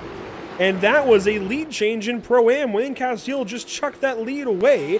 And now you've got Tony Kanaan breathing down his neck. So Wayne going to try and get back after it here. But I think that's, TK up the inside, forcing Wayne to really prove his worth.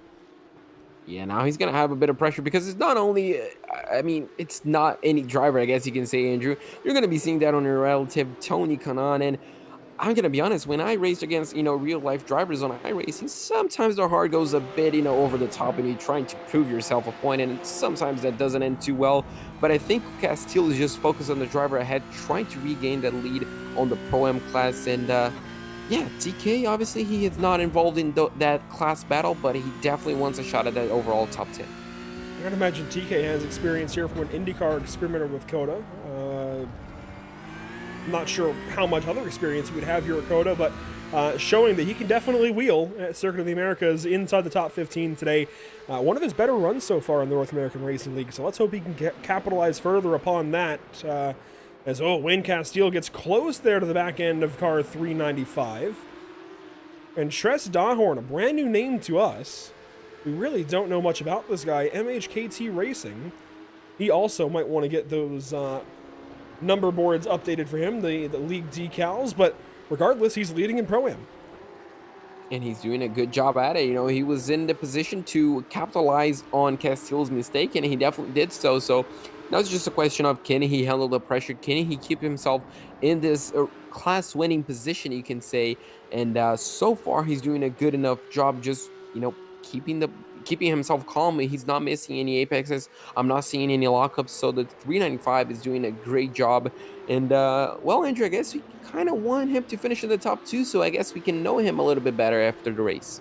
And I wonder, because I see the Porsche Club of America sim racing decals on that car. Our great friends at Sim TV actually cover the Porsche Club of Canada series. Yeah, PCA Canada, whatever. Anyways, I wonder if he's pulling double duty tonight. I wonder if he went and raced on Sim TV and is now here with us at Pit Stop TV in the North American Racing League. Interesting. I have to look more into that and have to talk with Kyle Heyer over at Sim TV, but very, very interesting. And he'll have to try and balance the league decals. Going back and forth is always tough. Battles deep in the field. Matthew Dench, Luan Hot. It looks like Agustin Castro finally got by car 270 and is bringing Matthew Dench along with. Matthew's going to have to get in shape, I think, for 2 weeks from now. He's got to defend that win at Phillip Island from the GT3 series. Phillip Island with the Porsche Cup cars is going to be fun. Oh, absolutely. And it's going to be fun to watch Matthew Dench, going at it again, Andrew. Unfortunately, this race hasn't really gone his way, although he's pretty much on the starting position. He gained 1 position overall from where he started, but I'm pretty sure there's a lot more pace from where this guy comes from. And you can see he's just pushing Agustin Castro alongside, trying to get the position. Obviously, different classes for them, but I guess, it's a point to prove for Matthew Dench, but also a point to prove for Agustin Castro, Andrew. He's doing a good job in holding one of the biggest, one of the big names that we've had on the NARL, and obviously he's a pro driver as well, Matthew, so he kind of needs to get past, but Agustin doesn't really need to let him pass. Alex Persian starting to work his way back through the field here with the pink trim on that number 79, and a rough start. He was dead last at one point. You can see as it says as low as 35th. He was actually 37th at one point in the lap, but came across the start-finish line in a position as low as 35th. Now up into 26th after starting 30th. So trying to make a comeback out of things today in round number 2. Alex Persian newly on board with those guys at Moradness. Of course, that team led by Daniel Morad, and having some trouble here. He's one of the Pro-Ams, so he's in the same class as Luan Hot, but Luan all over the place through the S's, all kinds of out of rhythm, and Persian's going to want to get on by for sure. Yeah, I was just going to mention, Luan seems all out of shape. I mean, he looks literally all over the roll. As you can see there, Matthew Dench trying to go along the outside. He's going to get a good exit, and he's going to have the inside for turns 12. But yeah, I mean, our race winner from last week, definitely out of shape on this one, Andrew. And we're just going to have to wait and see how the rest of the race fares out for him. You can see those two going side by side alongside ahead of him, and looks like Matthew might have this position. A breaking development. Roger Resende has dropped out of the race. And, Agustin Castro sideways catches Luan. Luan Hot goes wide. Alex Persian will go through and take a spot away. And these guys are battling, let's see. I'm going to count Pro-Am cars. 1, 2, 3, 4, 5, 6, 7, 8th. Luan is 8th in Pro-Am. 9th is Alex Persian. 10th for Agustin Castro. They're deep in their class, and they're in about the 23rd, 24th spots. I think you want to be a little more careful. That was definitely a spin up on the rear tires for Agustin. Let it get away from him, and some damage to those two cars. Now, Alex really needs to get by the 270. And he definitely has more pace. Luan is definitely slowing him down, Andrew. Oh, and there it goes looks like Luan is, so I don't think it's penalties. I think it might be more due to the damage. That was quite a big chunk that he got on his car. You can see there, it was quite a big one. So I wonder, Andrew. Yeah, he's not steering straight. Yeah, so a big of suspension damage on him could be race ending, and he drives. Oh, it's a drive-through. It's not even for damage. Wow, this early. Wow. 15 incidents in less than 15 minutes for Luan Hot. That is huge. I mean, we saw him. I guess he could have gone on a 4X with that battle with Agustin previously. Another 4X here. A bunch of off tracks maybe. So yeah, this is turning out to be quite I guess, yeah, well, just not a great race for him. I guess we can just cut it straight to the bone, but this is a good battle right here, Andrew, for these guys at least. Yes, it is. Miguel Colon working on Daniel J. Thomas. This is 15th and 16th. Thomas ahead. A big line of cars just outside the top 10, I think just trying to ride around right now, and a little ways behind the Pro-Am lead. Now, the Pro-Am lead is now a battle inside the top 10, 10th and 11th to be exact, with Roger Resende's disconnection. That's huge. That brings Fabio Zamperlini up into 9th, Lorenz Avadil into 8th, Giuliano Romagnolo into 7th, and of course Trace Donhorn now into the top 10. Wayne Castile chasing him about a 2-second gap as Castile might, he's out of the pressure of TK for the moment, but is definitely losing time continuously to Donhorn. Looks like Donhorn got himself into a nice, good rhythm, and Castile, unfortunately, looks like after, that initial pressure that he was able to apply, unfortunately, is falling back quite a bit. So, yeah, a bit unfortunate from that point of view, Andrew, but still plenty of racing still to go. Could be switching up strategies, trying to save a bit of fuel, and maybe trying to get a position on the pit lane. This is exactly what these guys are doing, although, as far as I remember, Eric Goldner was staring at the back of Philippa's car, not Rico, just ahead. So Trey Donhorn continues to lead in class. A pit stop now for Matthew Dench, and Eric Goldner popping the windshield wipers is third, chasing down the Arnage Competition 51 of Ricardo Rico. These guys all just holding steady in the top 10, top 5 even. Just trying to run some laps, get through this race. We haven't talked much about these guys up towards the front of the field. Bryce Rodriguez hanging on to 4th ahead of Nicolas Rubilar. And now snaking down the backstretch, trying to defend. Yeah, he's gonna definitely try to defend this position. That was not a good exit for him out of turn 11. He's gonna be popping himself back into the racing line, and Nicolas Rubilard is not gonna give him too much space. He's just gonna look down the inside. And Bruno Ducarmo trying to take advantage. He does so. That was a big hero's lunge, Andrew, but it definitely worked out for him. I would be none too thrilled in Bryce's position, but I think Bryce is going to eat that one to the teeth, let it happen, and just try and buckle down. And Bryce is usually the level-headed kind of guy to do that, so let's hope for his own sake he kind of buckles down, ignores that, keeps after it, and gets that spot back. That was big. Props to Bruno for making it stick, but that could have gone wrong easily. So definitely some aggression early on here in this, not only in this race, but early in this season, JP, as Dino Filippa continues to lead. We will finish up lap number 8 this time. This puts us a quarter way into this race. 8 laps complete. No, a third way into this race, rather. 8 laps complete of an expected 24. Yeah, so with the pit stops, we might see, I guess, I don't think it's going to count a whole lap, but yeah, it's already a third of the way. You can see another car, Fabio Zamperlini, and now is his time to hop into the pit lane, Andrew. And I feel like he's going to be gambling on filling up. You can see there Kalan as well on the number 87 hopping down. So I guess we could count the pit lane as officially open. I think so. We saw this last week. We had never really seen this before. I had always theorized about it, but we didn't usually see it. The early pit stops, getting the stop out of the way very quickly in the race, just get it done, get it over with, and run to the end. Keep weight on the nose.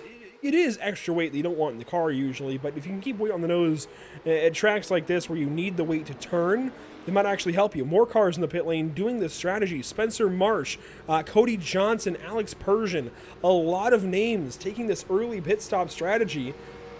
Things have changed, it looks like. I'm very surprised by this. Yeah, absolutely, which is really interesting. Last week, I don't recall the name, Andrew, but we saw a big undercut almost working if it wasn't for the turn one contact. Wasn't it? Yeah, maybe it was Nicolas Rubilar. Yeah. Yeah, he did a massive undercut. Right now, he's in a good position. I don't think he's going to be gambling too much, but yeah, I mean, we definitely proved, I guess, last week that it can work, and it is working this season. So we could see some hero calls, I guess, drivers just stuck in traffic. Currently, he's sitting in a good 4th place. You can see now on board with Bryce Rodriguez. He lost those 2 positions, Andrew, but he's still in the slipstream. He still can save plenty of fuel, which might help him in the long run. Nearly 20 minutes into this race, a big shout out to our partners here at Pit Stop TV. There are a few of them. Of course, Whiplash SimCam is bringing you all of the visuals on screen, all of these cameras that we work with each and every week and watch these races from, brought to you by Whiplash SimCams. These broadcast cameras are purchasable, in fact, at request sim cams, and you order your own custom packs, so on and so forth. Of course, simwrapmarket.com providing pre-made iRacing paint schemes and permanent makeup and cryo in Maine. You deserve the best care that money can buy, and you can find it at permanent makeup and cryo in Maine. See, for so long, I knew the phone number, and now I haven't said it as much lately. And had some weeks of some slower broadcasting, and I can't recall the phone number off the top of my head, but I can list that to you in just a little bit. As we continue on, nearly 20 minutes into this race, JP, who's your early pick to upset Dino Filippo on top of the scoring podium? That's a good one. And this time, I think I'm gonna have to go for second to fourth, I guess, Andrew. I mean, Rico, Goldner, and Rubelar, it's kind of difficult to tell them apart, but I think Rico currently has the best car, arguably. I think he got past Goldner on the early stages of the race, and he's applying quite a bit of pressure to Philippa, not really giving him, enough, I guess, space as much as he wanted, and Goldner seems to just be hanging back. So the number 51 is my early pick. The question is, how much fuel is he saving? That's a good question. I really don't have an answer for that one, but these guys just riding in line right now, trying to figure out where they need to be and how much fuel they need to save, how much to scale things back. I don't think I've heard anybody clutching today, which is good, actually. It might mean we might have the strategy books opened up just a little bit more. Now it's my time to ask you, who's your pick? There you go. I was trying to think about that. I've got a weird feeling that maybe Bruno De Carmo is able to, if pit stops go, able to maybe I shouldn't hop say on anything. massive drift? Maybe I shouldn't say anything, JP. That was definitely a good catch from Bruno, but as soon as I thought about mentioning him as a possible upset for this race win, he goes and throws that car sideways.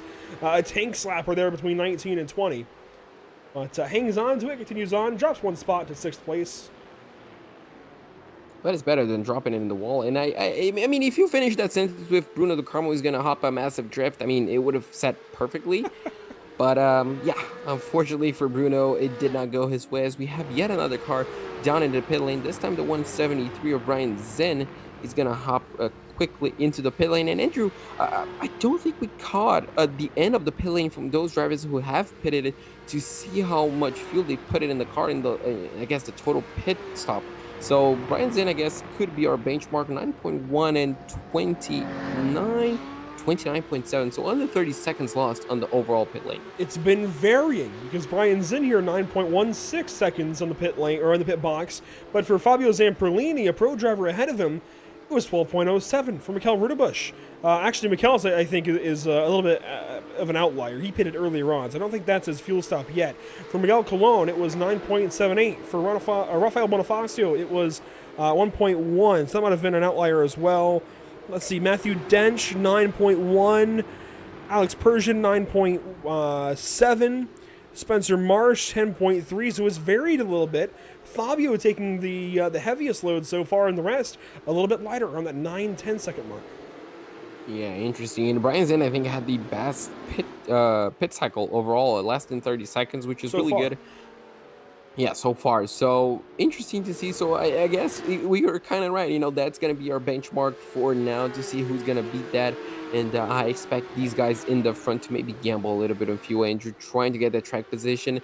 But Coda is a track where I don't think track position is going to be 100%, I guess, not worth it, but necessary due to that massive back straight.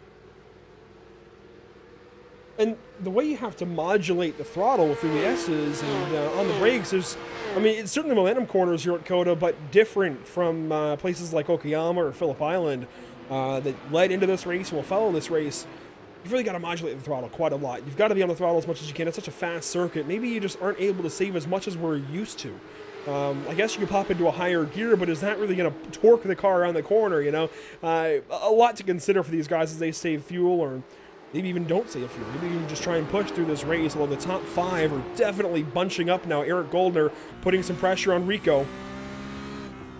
Yeah, and even Ricardo Rico still putting that pressure on Dino a little bit. He's fallen back by about a 10th from when we last really focused on this, but still very close.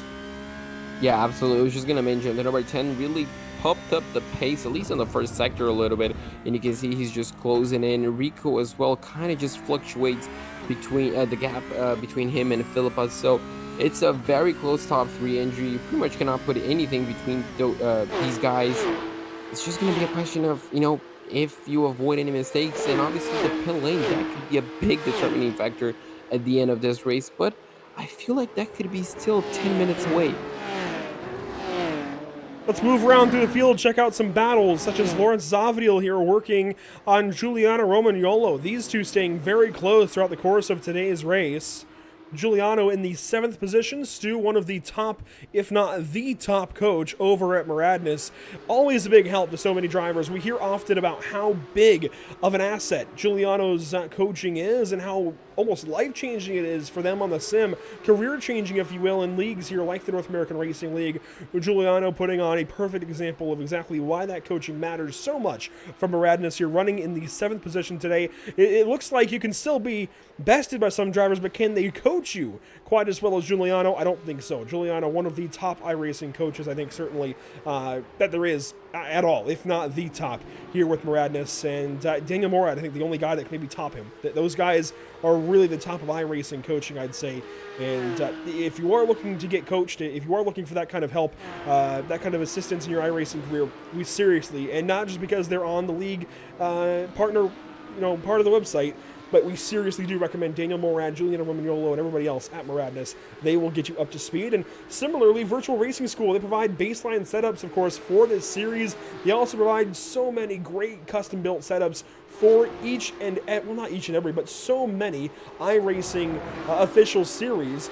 Whether it's NASCAR series, road series, they're often turned to for the special endurance races on iRacing for the summer months, where we had Watkins Glen, a week or so ago. We have the Spa 24 coming up. Of course, we have the unofficial Le Mans 24, the Daytona 24 back in January. We have so many great endurance races on the sim, great special events, and I know VRS setups are used in so many of those races by so many teams, thousands of teams each and every time, and often has been in my car when I run those races. So I very much recommend Virtual Racing School if you're looking for some setups to help you out in iRacing. Seriously, do check out VRS. It's an easy subscription to get onto. Only $10 a month. It's so affordable for what you get. And of course, you get a whole lot of telemetry tracking as well, and you can really see exactly where you're maybe losing a little bit of time compared to the pros, so it helps you a bunch in that way. And seriously, Virtual Racing School, Maradness, top tier programs and top tier paint schemes come out of TAM Livery. You see them all the time here on the North American Racing League schedule, well, on these circuits with the North American Racing League, I should say. And of course, the league website provided by JS Consulting, NorthAmericanRacingLeague.com. Check it out. JS Consulting can help you out as well. 22 minutes and change to go, JP. And we are getting close up front. Dino Filippa, he's got some pressure. Here we go. Yeah, I just saw that gap really closing in. Rico definitely wants to at least apply some pressure to Filippa, maybe force him into some sort of mistake. Obviously, if Filippa makes a simple mistake, saving right? the clutch. Also, yeah, just save. So maybe just applying that pressure, just trying to, study, I guess, Filippa's driving style under pressure, all that sort of stuff, but still, focusing on that probably could be racing winning strategy. So it's really just a balancing game. You can see him tackling a bit of those curbs, Andrew, as well, but it's just, balancing your aggression. The lead car is just up the road. It's really just a dive bomb away, but you need to focus on that fuel mark. Tony Kanaan, meanwhile, has passed Wayne Castile. Castile second to Trey Dahorn in Pro-Am competition. So TK up into the top 10. A good run shaping up for car number 6 today. Brady Lubinow just behind these guys. Brady, it seems like, is always pretty close to TK in pace. Some positions changing further back. Mitchell Johnson passing Rafael Bonifacio because Rafael is onto the pit lane. Now, you'll notice Rafael's number on the ticker is a different color. We've seen a question about that every once in a while. That's just when a driver's number graphic has not been loaded in properly, be it a discrepancy with their driver ID, which is what actually binds that graphic to their name on the ticker, or it could be any number of issues. He's still a pro driver. It's just a small glitch, if you will. in the matrix there for Rafael Bonifacio as he drops down into 30th after his pit stop, now 31st, as Lawi Sensi goes on by into turn number 1. And oh, that was close there. Almost some contact, JP. Got to watch that pit exit here at Kona. Yeah, absolutely. That pit exit could be treacherous if you're the car leaving, or if you're the car approaching the car that is leaving the pit lane. It definitely could bunch you up, as you can see now on board with Nicholas Rubilar currently in 4th place. Could we see any of the top 3, Andrew, just ahead of him, diving down the pit lane this lap? The answer is, well, no, not yet. Probably going to wait until the final possible lap. But yeah, last season, we saw Andrew Melchers, just pushing, I guess, qualifying laps as soon as he got close to the bottom end of the fuel tank. And do you think we might see some whip laps from these guys? Yeah, I think these guys, they stay out on these lighter pit or fuel loads for a reason. They want to get those faster times, and it is, of course, faster to run with less fuel than it usually is with more. As here we go, some pit stops. Wayne Castile into the pit lane. We'll continue to see more of these stops throughout the course of this race, but I think there's definitely a benefit to staying out on lighter fuel if you're able to do so and if it fits your race strategy. But I do also like the option of, if maybe the car is a little bit tight, try and get some weight back on the nose, get the car to turn in, especially with that weight, load up and take the corner. So there's benefits either way, and I think we're seeing a lot of these drivers learn some of the other benefits to pitting earlier or pitting later, and a lot of the split strategy, I think, is going to be a mainstay this season and potentially even grow as time goes on, or maybe a little bit diminish. Maybe guys will realize it's faster maybe to stay out on this lighter fuel and stick with the more conventional strategy. Bryce Rodriguez, meanwhile, is hanging on to the 5th position. Really good run out of him today. It was a dismal start to the season at Okayama, Japan last week, but looking up much better so far today in the 5th spot ahead of Bruno DeCarmo. And even if Bruno passes him, even if Giuliano passes him, I think, JP, a really, really good turnaround today for Bryce. Oh, absolutely. I mean, his qualifying effort was really good. At one point, he was a provisional pole. And obviously, the race so far hasn't gone his way. But Andrew, he's still inside the top 10. And he was battling with some of those big guns. And I don't think he showed a single piece of cracking under pressure. He just got passed by these guys, just naturally, I guess you can say. And he's holding his own. He's not really feeling quite a bit of pressure from Bruno just behind. Just on his own race, just really focused, which is really good for Bryce. Let's move throughout the field just a little bit. Let's go back to Fabio Zamperlini and Samsoid back here, 15th and 16th, JP. Fabio has pitted 6 laps to go, in fact. Took 12.1 seconds of fuel, one of the heaviest fuel loads that we've seen so far today in the pit lane. At least we believe that's all fuel. It could have been some damage repair as well, but we're believing that's all fuel load for Fabio as he works on David Sampson here for the 15th position. Samsoid, of course, one of the more fun iRacing streamers certainly to watch. I'm sure his stream is a lot of fun right now, but this battle could be a lot of fun between he and Fabio if it comes to fruition. And of course, Samsoid still has to pit. Fabio likely does not. Yeah, absolutely. That's a big deciding point for Fabio as well. Does he push on? Does he try and risk an overtake on Samsoid? Or does he just hang back? Obviously, he doesn't need to save any fuel, Andrew, because if that was 12 straight seconds of fuel load, Fabio Zamperlini is going to have enough to even just push like qualifying laps. You can see there's Samsoid starting in 27, Andrew, and he's currently in 15th, so an excellent comeback race from him. Fabio Zamperlini just behind as, Agustin Castro into the pit lane. One of the top drivers in amateur last season, up to Pro-Am this season, and this looks to be a drive-through penalty. Oh boy, that's killer.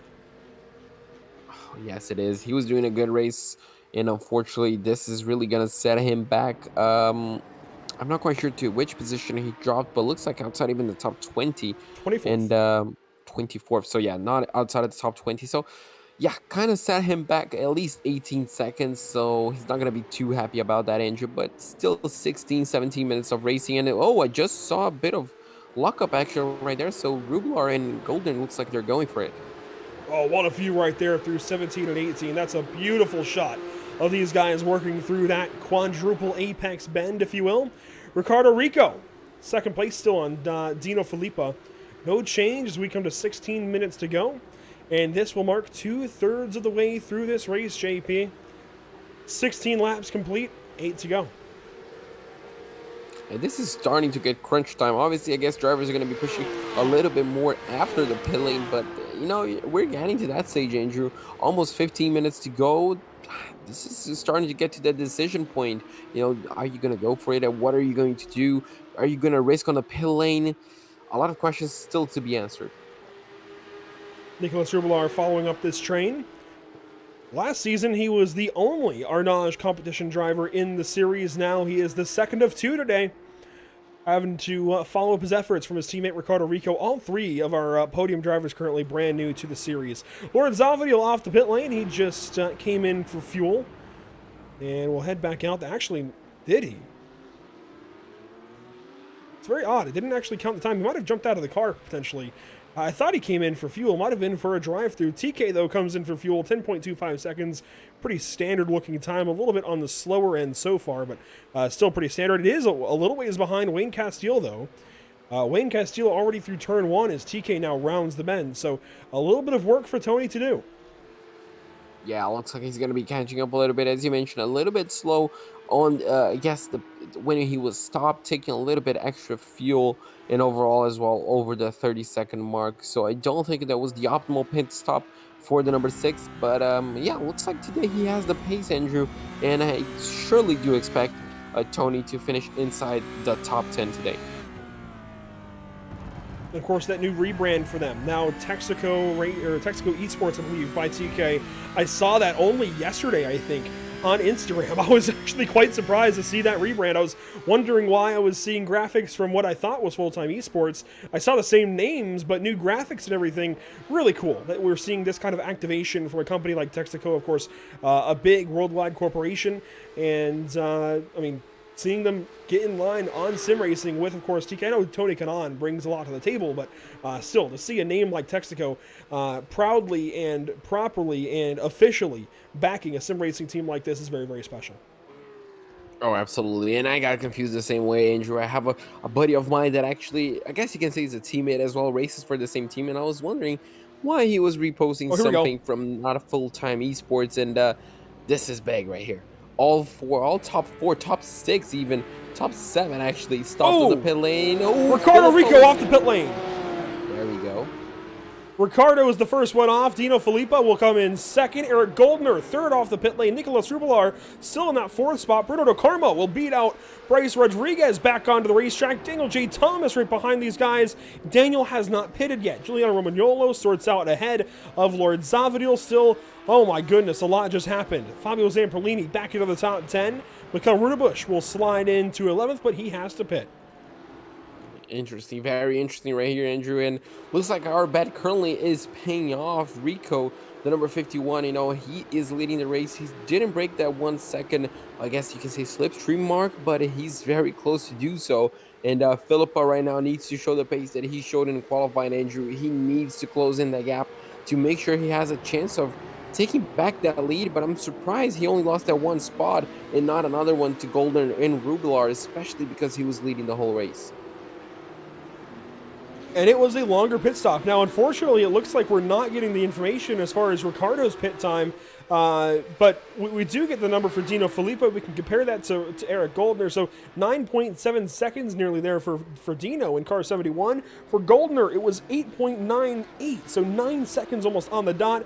And Nicholas Rubelar was even faster, saving fuel back there in that 4th spot. So it's very, very easy to see how things change and why Dino Filippa lost the lead. I mean, we saw Ricardo Rico staying very, very patient behind him and just saving fuel and playing the long game.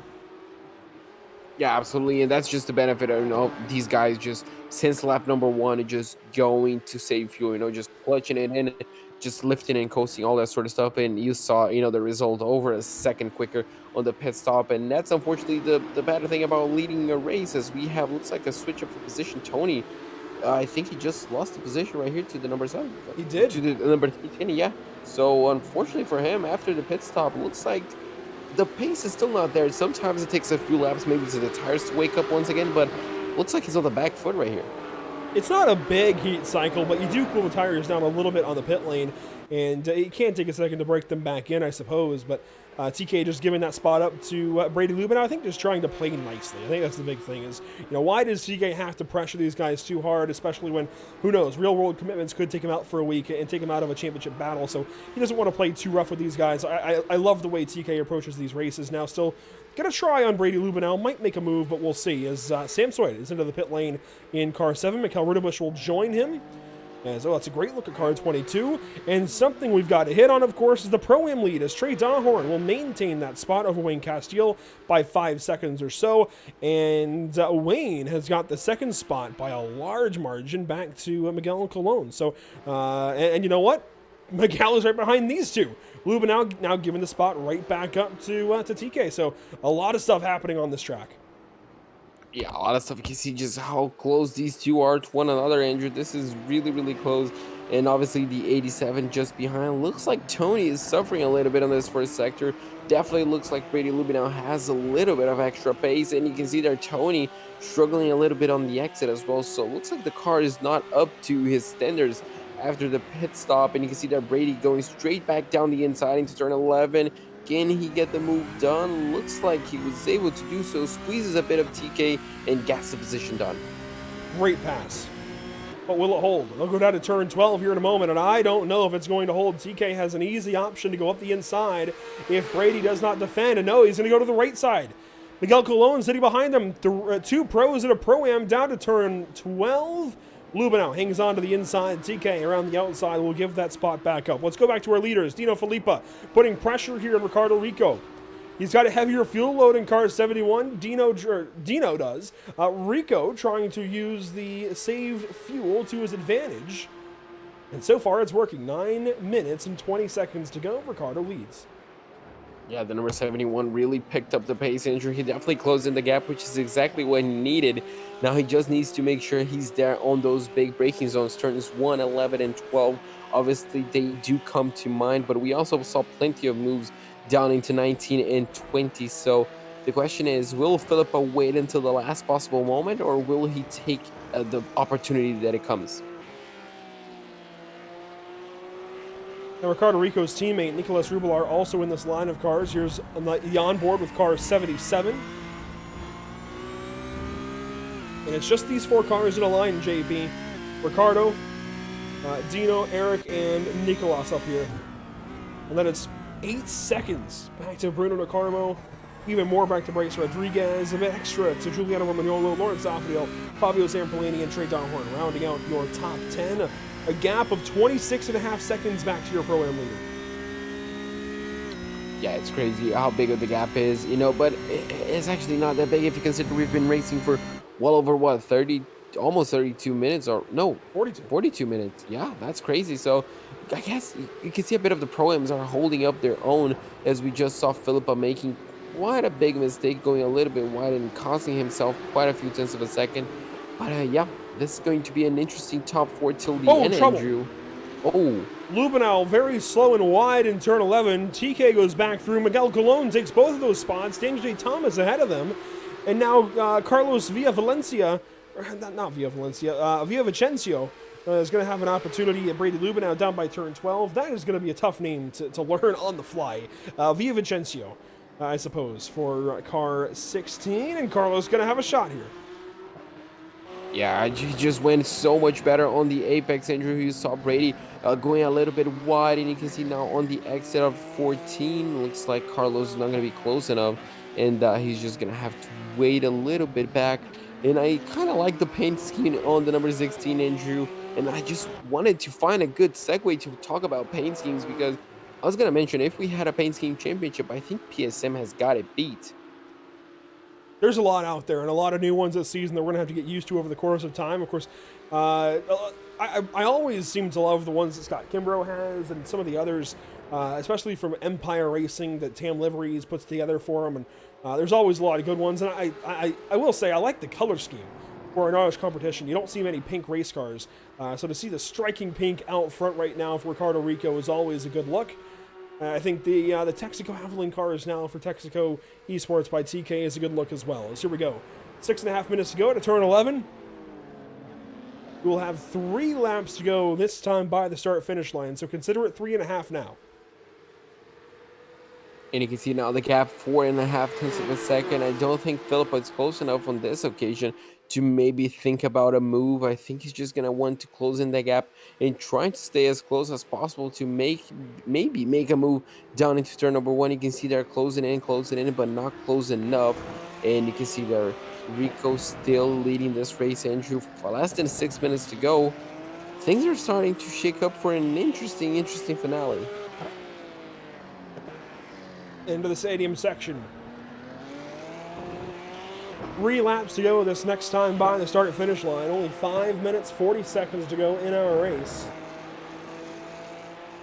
The expected number of 24 laps should hold nicely. It's been a fun one today. Thanks for joining us here at Pit Stop TV. Of course, plenty of ways to follow along with the action. If you're hearing this and seeing this, obviously you're watching on one of our broadcast platforms, be it Facebook. Oh, Nicholas Rubelar into the pit lane. A penalty for the 77. Oh, that is straight up heartbreaking, Andrew.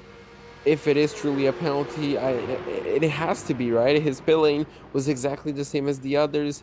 And, yeah, he's just cruising down. Oh, that is just so unfortunate. And we're going to see more of that, I think, in these last few moments. Dino Filippa now with trouble from Eric Goldner. But let's quickly talk about the platforms here at Pit Stop TV, Facebook, Twitter, YouTube, or Twitch. Obviously, if you're hearing this, seeing this, you're watching on one of those platforms, and we certainly thank you for doing so. But follow along on social media as well. The North American Racing League comes with social media updates this evening, brought to you by, well, Emerson Arden, taking care of things over on social media. So you can see our platforms there at the bottom of the screen and see how to follow along. We post those updates to Facebook, Twitter, and Instagram. A lot of great pictures and videos out there by our very own Emerson Arden all evening long, and that includes the amateur race. So guys, if you're watching along, maybe for the amateur race earlier on, you stuck around, if you're one of those drivers that came in after the amateur race, check it out. A lot of posts out there, and I'm sure some of you guys were in those posts, and even now in the pro race as well. So 4 minutes to go. Check out social media when you get the chance. Ricardo Rico still leading. Dino Filippa second place, now a little over a second back. It was a rough turn one for Dino, but he's still within striking distance. Yeah, and you know, he's still in that striking distance from Rico. But Andrew, right now, I feel like he's focusing so much on Goldner just behind. That was a big mistake. Filippa could be a race-winning mistake, but yeah, still 3 minutes and 40. I think we're going to have, what, 2 laps to go at the end of this lap. So he's still going to have quite a bit of time, but he's going to have to put in the perfect lap times to catch up to the driver ahead. Further back in the top 10, Bruno De Carmo, Bryce Rodriguez very close. Oh, look at this line of cars. Oh, this is going to be exciting. The Evolution Racing 26 of Bryce Rodriguez putting some pressure on Bruno De Carmo in for fourth. And if we have another dropout from that podium bunch, one of these guys could be racing for a podium spot. They could be racing for third. You never know. Yeah, absolutely. We're only going to know, Andrew, as soon as everybody crosses the finish line. It looks like we had some troubles. Zinn was slow for a second. Yeah, I saw him maybe going a little bit wide on the exit of 12, Andrew. But yeah, cutting back ahead quite a bit. You can see here this, I guess, gaggle of cars, you can say, with Bryce Rodriguez, Bruno De Carmo, and Romagnolo just behind. A three-way battle for fourth place, and as you mentioned, a small possibility for a podium position. That's always a possibility, right? If you're one of these trailing spots, you got to stay in it. You got to keep yourself nice and clean to the end here. Even if you're Nicholas Rubelar, you can still make spots back up even after his penalty. But that penalty is why we have this door of opportunity so wide open right now.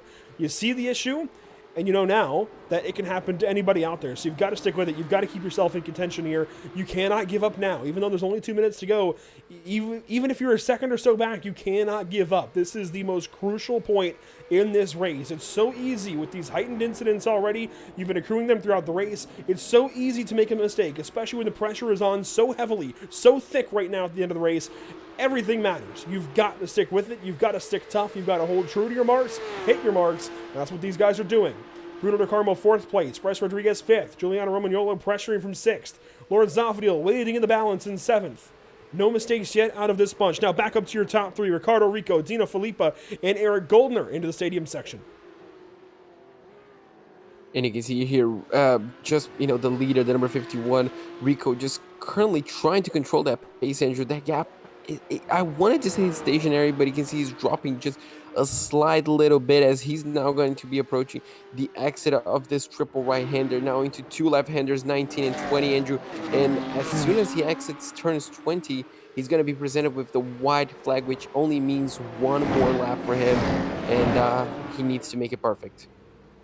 This time by the start-finish line, it is the white flag presented by Whiplash Sim Cams for Ricardo Rico. White flag is out at Circuit of the Americas. Round number 2 of Season 2 for the North American Racing League Porsche Cup Series.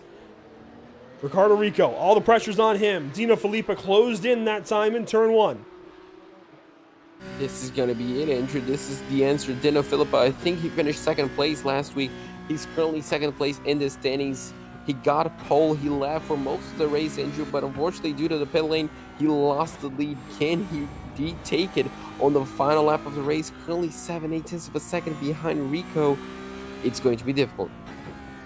Meanwhile, Zamperlini is coming under pressure from Trey Dahlhorn, your Pro-Am leader. No trouble out back for Dahlhorn. He's got 6 seconds back to the nearest competition, and that's not even a car in the same class. So let's focus up on our overall race leaders. Dino Filippa down to turn 11, still pressuring Ricardo Rico, but can he do anything about it? It's a 7/10 gap as they get onto the backstretch. Third gear, here comes fourth. Up through the gears to fifth. There it is, fifth gear for the Porsche, down the backstretch, 8/10 now. I'm not sure he's going to have enough, JP, to close in by turn 12. Certainly not by 12, maybe later in the lap. Rico is going to have to throw in this race. He's going to have to commit a mistake of some sort. I don't think Filippa can catch this much. Tony Kanaan, unfortunately, looks like he's stuck on the pit lane on the last lap of the race. But you can see here the gap came down, Andrew, 4/5 of a second on the exit, stretching once again to 7. And Eric Goldner is not too close to Filippa as well. So I think, Andrew, we might see how the race might end. The top 3 positions could be decided like this. I think this is going to be it for each of them. Ricardo Rico with a 9/10, nearly 1 second lead now out of turn 18 to turn 19. And car 51 with 2 corners to go. Is he going to wrap this one up for an Irish competition? It looks like he will. Through turn 20, the final one at Circuit of the Americas, round number 2 goes to our Naj competitions. Ricardo Rico, a big win for car 51 this evening. Checkered flag. Absolutely a big win indeed, Andrew. Very well deserved for him. He was there the whole race applying pressure to Filippa, and when the pit stop came, he definitely made it work. As you can see now, the rest of the field making their way through the start-finish line, and you can see here Trace Dawthorne, the number 395, Andrew. He's going to be winning the Pro-Am class as well. An excellent drive for him. Took the lead and, didn't look back. Trey Dawhorn across the line out of Illinois as one car does a slide across the start-finish. Dawhorn wraps up a class win. Very good job for him as well. Very, very good job. And an overall top 10 as well for a Pro-Am driver. It's always good to see. That's Dawhorn's first race. Did not make it out to Okayama last week. Rudebush across the line, 19th. Sam Sweat across the line will go 19th actually as Rudebush went 18th. 20th goes the way of the Australian Matthew Dench. Damon Duckworth will finish 21st today at Coda. Spencer Marsh 22nd, then Brian Zinn. A lot of cars are coming across the line now. A really, really good day. A really fun day of racing, Andrew. I absolutely love the Porsche Cup cars around Coda. I mean, it was fun. Coda is always fun to watch, and it's always fun to drive as well, and I'm pretty sure the drivers liked it as well. It was a cooler day than we expected. The temperature now at the end, 77-degree track temp. I'm surprised the track didn't retain much temperature, but a cool day. Much cooler than what these guys were expecting, certainly. So a lot more grip out there. I wonder if they were able to make any quick adjustments there before the end of this one. Rafael Bonifacio comes across in 29th, and Agustin Castro will be the 30th and final car to finish this race. Tony Kanaan, an early exit, drops from battling for a top 10 to 31st. Eric Staropoli will finish 32nd rather than Lucas Souza 33rd. Lewin Hott 34th. Then Aaron Folkerts, Roger Resende, and Scott Rice. We'll check out your full race results here now in a moment, as that will do it for the racing portion of today's coverage. But we've still got so much to talk about and drivers to talk to. JP, let's first check out our unofficial race results from Circuit of the Americas.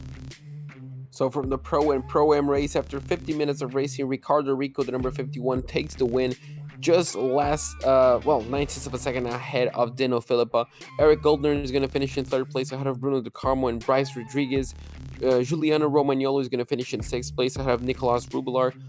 Lawrence Zabadil, there we go. Fabio Zamperlini and Trace Dahlhorn finished in the top 10, winning the Pro-Am class. And finishing in 11th, you'll find Daniel Thomas, then Wayne Castile, 2nd in Pro-Am. Oh, and he nearly lost that 2nd spot to Miguel Colon. That was very close between those guys when it came down to it. So Wayne Castile maybe on his back foot, certainly, but hanging on to 2nd place. We'll be talking to him soon. Carlos Villavicencio will go 14th tonight in the pro category, well, overall, but for the pro category. Then Brady Lubenow 15th, Ryan Kerr 16th, Thomas Rayleigh hangs on for a 17th spot. Mikhail Rudabush climbs up to 18th, Samsoid sticks to the top 20 there in 19th, and Matthew Dench, the Australian, makes it into the top 20 and 20th spot. 21st place goes the way of Damon Duckworth ahead of Spencer March, Brian Zinn, and Mitchell Johnson in 24th. Alex Bergeron is going to finish in 25th ahead of Cody Johnson, Scott Kimbrough, Rafael Bonifacio, Agustin Castro, Andrew Laui Senti is going to finish in 30th place. For the final few cars, we're going to have just, I think, over a lap behind. And, that's our top 30. You can see there Tony Kanaan, unfortunately, Andrew finishing 31st, a lap down ahead of Eric Staropoli, Lucas Souza, Luana Hott, Aaron Folkers, Roger Rezende, and Scott Reister. A lot of these drivers, unfortunately, with issues early on in the race. The 37 cars, Scott Reister, the last of them all. Only 7 laps led for a race winner, but that was all Ricardo Rico needed this evening, as he will take victory. He's not into the Discord channel just yet, so Ricardo, if you're out there, by all means, do come and say hi to us. But you know who is out there is Dino Filippa, and here he is, JP, finishing 2nd tonight in car 71.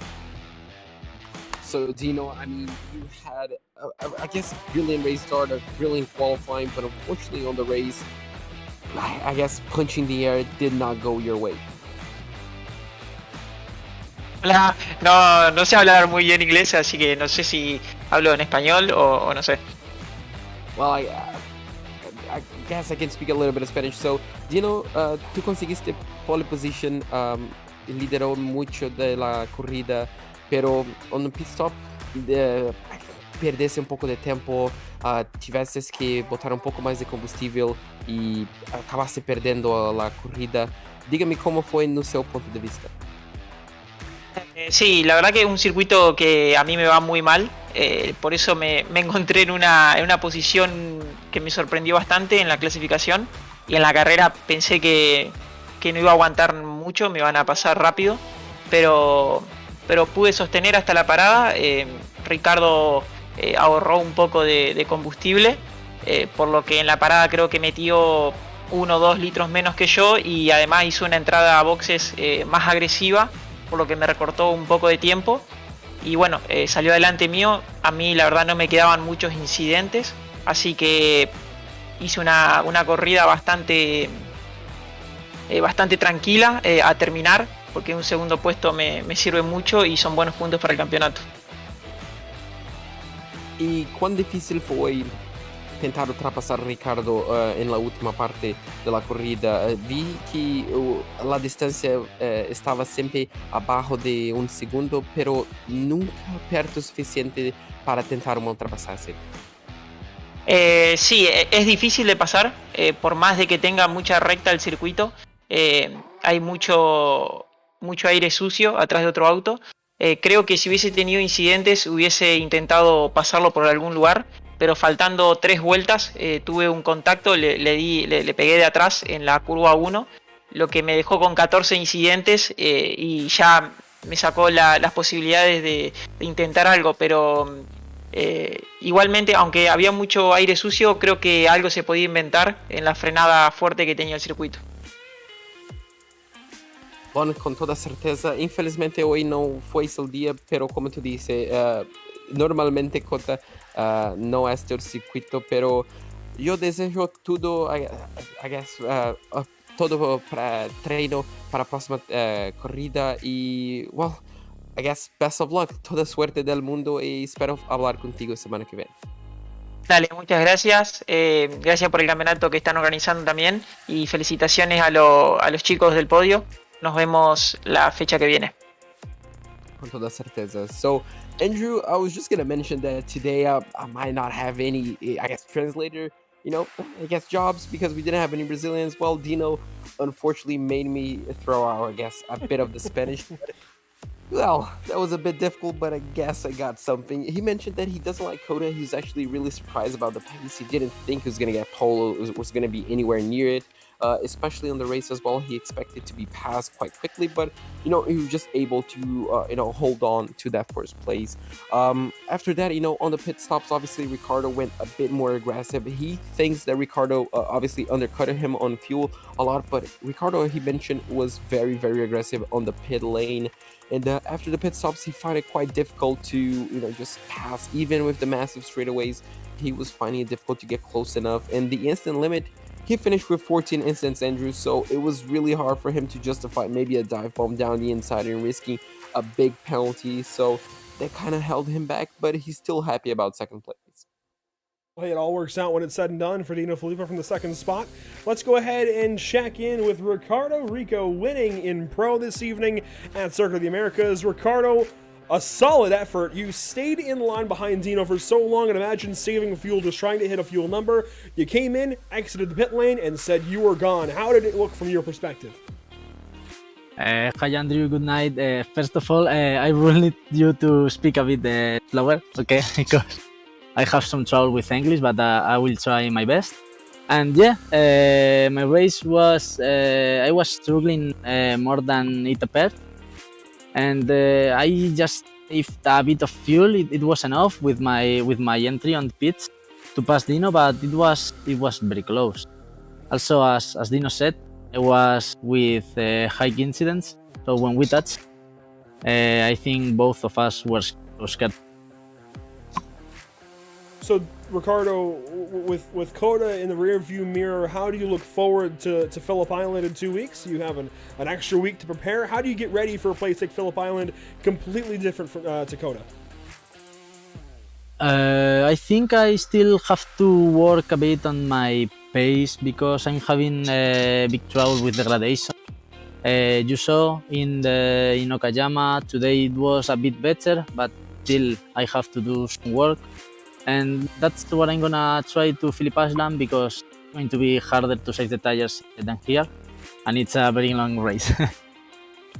Well, best of luck to you next week, Ricardo. We can't wait, or I guess in 2 weeks, Ricardo. We can't wait to see the Pink 51 back out front. Congratulations this evening. Celebrate it with your teammate Nicolas, and we'll see you in 2 weeks. Okay, thank you guys. Have a good night. Ricardo Rico there in car 51. Good to talk to these guys, and I appreciate Ricardo and Nicolas getting him in here. And apologies for going fast there. It's just kind of my broadcast voice keeping on. But thanks, Ricardo, for sticking through and talking to us in English there. Let's go on down the line, JP.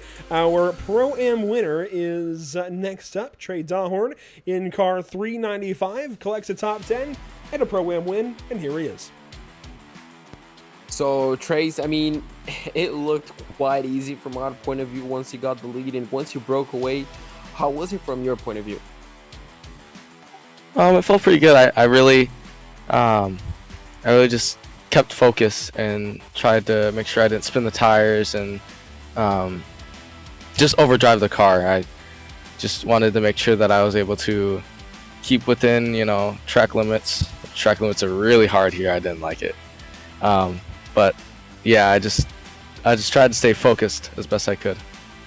And absolutely, since you touched upon the track limits, I mean, how difficult was it to keep it under the 15 instant point limit, especially the 50-minute race? At first, the first couple laps, I mean, yeah, it was absolute madness. I was just getting off tracks left and right, and then a little bit of contact, but that was okay. But yeah, then I had to really start focusing on making sure I wasn't going off track as much. And as soon as I got like 7+X, I was just like, yeah, I gotta keep it on track. And if I go wide, then I just lift and make sure the car is in the lines. And from coming to you, obviously, I don't think you raced in Okayama, so this is your debut round, isn't it? I mean, is it? Yeah, it is. I was doing another league race, so I couldn't make it for the first opening season race. So, I mean, 1-for-1 technically for you, and then obviously next week we go to Phillip Island. Quite a bit different from Coda. How do you practice, and where do you expect to finish around Phillip Island? I'm not sure. I don't think I even own the track yet, so we'll have to see where I guess, where on average where I think I'm gonna finish, and hopefully I'll have pace there. Well, absolutely. If today was anything to go by, you definitely look like an early championship contender. So keep it up, and well, hopefully we can talk to you more next week and get to know you a little bit better. All right, thank you so much, guys. Absolutely, well done on the result. And Andrew, that was a 395 trade up. I mean, a fantastic commanding lead again. A bit like a Sunday drive for him, but he definitely earned it. And he earned it over driver number 3, Wayne Castile from Madness Esports. And this Madness Esports campaign has really ballooned over the last few months and has taken in more and more drivers. Wayne Castile, one of those. And Wayne, you come out here this evening, car number 3, and that's always a big hat to wear. You started off pretty well. You stayed in the front all night long, but you did lose that Pro-Am lead. What happened out there? Unfortunately, I was pushing very hard in the beginning to just try to stay ahead of these guys because everybody in Pro-Am is fast, and tires just slowly went away, and so I kind of slow myself down. The off tracks are obviously a big issue you got to worry about, so we had a little bit of collisions there in the first lap, and I had 7x at the very first lap, so I had to be very careful about how I proceeded the rest of the race. So I kind of just chilled out and just kind of ran my race. So 2 rounds down now, 2 weeks to prepare for Phillip Island. How do you do so? It's always, I think, a different circuit, an interesting circuit, and we're not in the GT3 cars that we ran a few seasons ago. We're now in these Porsche 911 GT3 Cup cars, which are a little bit finicky, and I definitely think are going to be tricky next week, or I guess next race at Phillip Island. Yeah, luckily, to prepare for that race, luckily I got to thank some sponsors here for that, because Oceana Coffees is sponsoring some Maradnas coaching. So all the guys on the M squad are getting coaching by those guys, Dan and Stu. So basically, that's going to be my game plan, is get some coaching from those guys. We spent a lot of time and a lot of effort to prepare for each race, hence my 2 P1 qualifying spots. So can't thank those guys enough for that, and hopefully do enough coaching, and we'll try to do the same result we did this race. Follow it up to next week. Well, best of luck out there in 2 weeks' time at Phillip Island. Definitely going to be watching out for the purple-trimmed Maradnas machine when it comes down to it. Congratulations to the second-place effort tonight. You hung on just barely there over Miguel, and we'll see you in a couple of weeks in Australia. Absolutely. Thanks, you guys. Appreciate it. Wayne Castile wraps up P number 2 here in the Pro-Am category in JP. Boy, what a fun one here at Coda. We expected a lot different perspective, I guess. We expected completely different weather, completely different conditions for these guys to race in, but it all ended up just being equally as exciting to what we expected. It was definitely a good day of racing here in Austin, Texas. Oh, it certainly was, as you mentioned. I mean, we were expecting, I guess, scorching hot temperatures. I guess we were expecting a bit of the tarmac to come loose mid-race, but it was still fun nonetheless, Andrew, and I'm glad I was part of it. It was 2 fantastic, 2 amazing races. There we go. And, well, Phillip Island next week, it's a whole different animal, and I'm kind of looking forward already to it. It was definitely a good one here at Circuit of the Americas, and we're off for a little bit when it comes to North American Racing League action. Next up on the channel is the MPI Cup Series from Elkhart Lakes, Road America up in Wisconsin. So heading up north for Sunday's action at 9 p.m. Eastern. Then Wednesday we've got the Michigan International Speedway. So keeping up north from Wisconsin over to Michigan. And then look at that, down to Ohio. We're keeping that theme up in the northern Midwest here these next couple of weeks, these next 3 broadcasts. In fact, Road America, Michigan, Eldora. One of those for the MPI Cup Series, 2 of those for the Outlaw Sim Series, all of them with the NASCAR Gen 7 Cup Series vehicles. So 3 very different racetracks, and definitely 3 very different nights of racing up ahead. Yeah, absolutely. I mean, it's going to be as you mentioned, 3 different nights. And obviously, if you're a fan of those, or if you just want to keep yourself up to date on those, make sure you follow us on social media at facebook.com/pitstoptv, twitter.com/pitstoptv_, instagram.com/pit_stop_tv, and obviously on youtube.com/pitstoptv1. JP, Circuit of the Americas, how do you wrap this up? Round number 2 now on the season. We've seen all kinds of different things going on in all kinds of different ways. It's difficult to really put it down into a sentence or two, but go ahead and give it your best shot here. A championship mix-up, I guess we can throw it around that. Definitely on the amateur and the pro-am side, we definitely got quite a few names that I guess kind of got mixed up. So it's going to be interesting to see how the points tally will, be at the situation where the championship will be at Phillip Island, and I expect more of the same around that. So, I mean, we won't have a clear shot until I think Silverstone or Montreal, and I feel like that's going to keep a lot of drivers on their tiptoes. Yeah, these next couple of races are going to be very interesting. Phillip Island, the very curvy, windy, flowy course down there in Australia. Silverstone, of course, the current Formula One track in the UK. They'll be racing there this weekend in Formula One, I do believe. So maybe a bit of a preview, very much of what we'll see in a couple of weeks, or a few weeks, I guess, on July the 14th. Then Montreal, also a Formula One circuit. Suzuka, a Formula One circuit. Indianapolis, a former Formula One circuit. A Formula One feeling, certainly, in this season. And a lot of mix-ups are sure to come the way this season. I mean, it's one heck of a fill of tracks here. 8 races. We've got Okayama, Coda. We've already passed those 2 up. Now, Phillip Island up next. Silverstone, Montreal, Circuit de Villeneuve.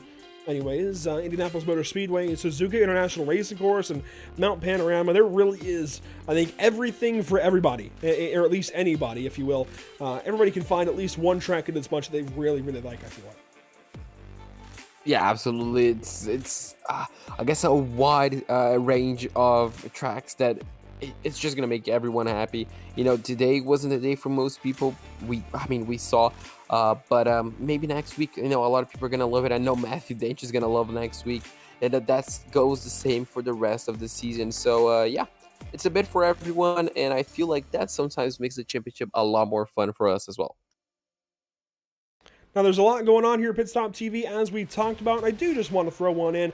This is a bit of personal news, in a good way. If you didn't see on our Discord channel, I invite you to follow along on Grid Life YouTube channel, actually, because I will be headed up in the morning to Chicago, Illinois, to the Audubon Country Club, and we'll be joining Kyle Heyer on the call for the Grid Life racing this weekend. Saturday and Sunday, we've got a few broadcasts already scheduled on the Grid Life YouTube channel. Time Attack, Drift Battle, and Grid Life Touring Car Racing. It's going to be a lot of fun. It'll be my first proper weekend on the mic in the real world. This is really cool, and hopefully we get some cross-pollination.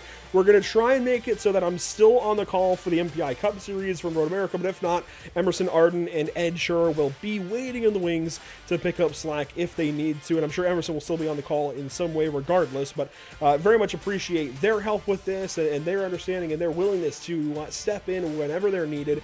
And of course, we appreciate JP Costa being here for all these NARL events, but this is going to be a very busy but very fun weekend if everything goes as planned. So yeah, I'll be jumping up on a plane here in literally a few hours, it feels like. Headed up to Chicago, Illinois. Kyle Heyer picked me up, take me to the racetrack, and it's going to be a full weekend of racing. Again, we've got GLTC, which is Grid Life Touring Car Action, Track Battle, Time Attack, so basically just trying to put down the fastest lap you can. We get all kinds of cars that show up for that stuff, and Drift Battle across the racetrack at Audubon Country Club. A lot of stuff, in fact.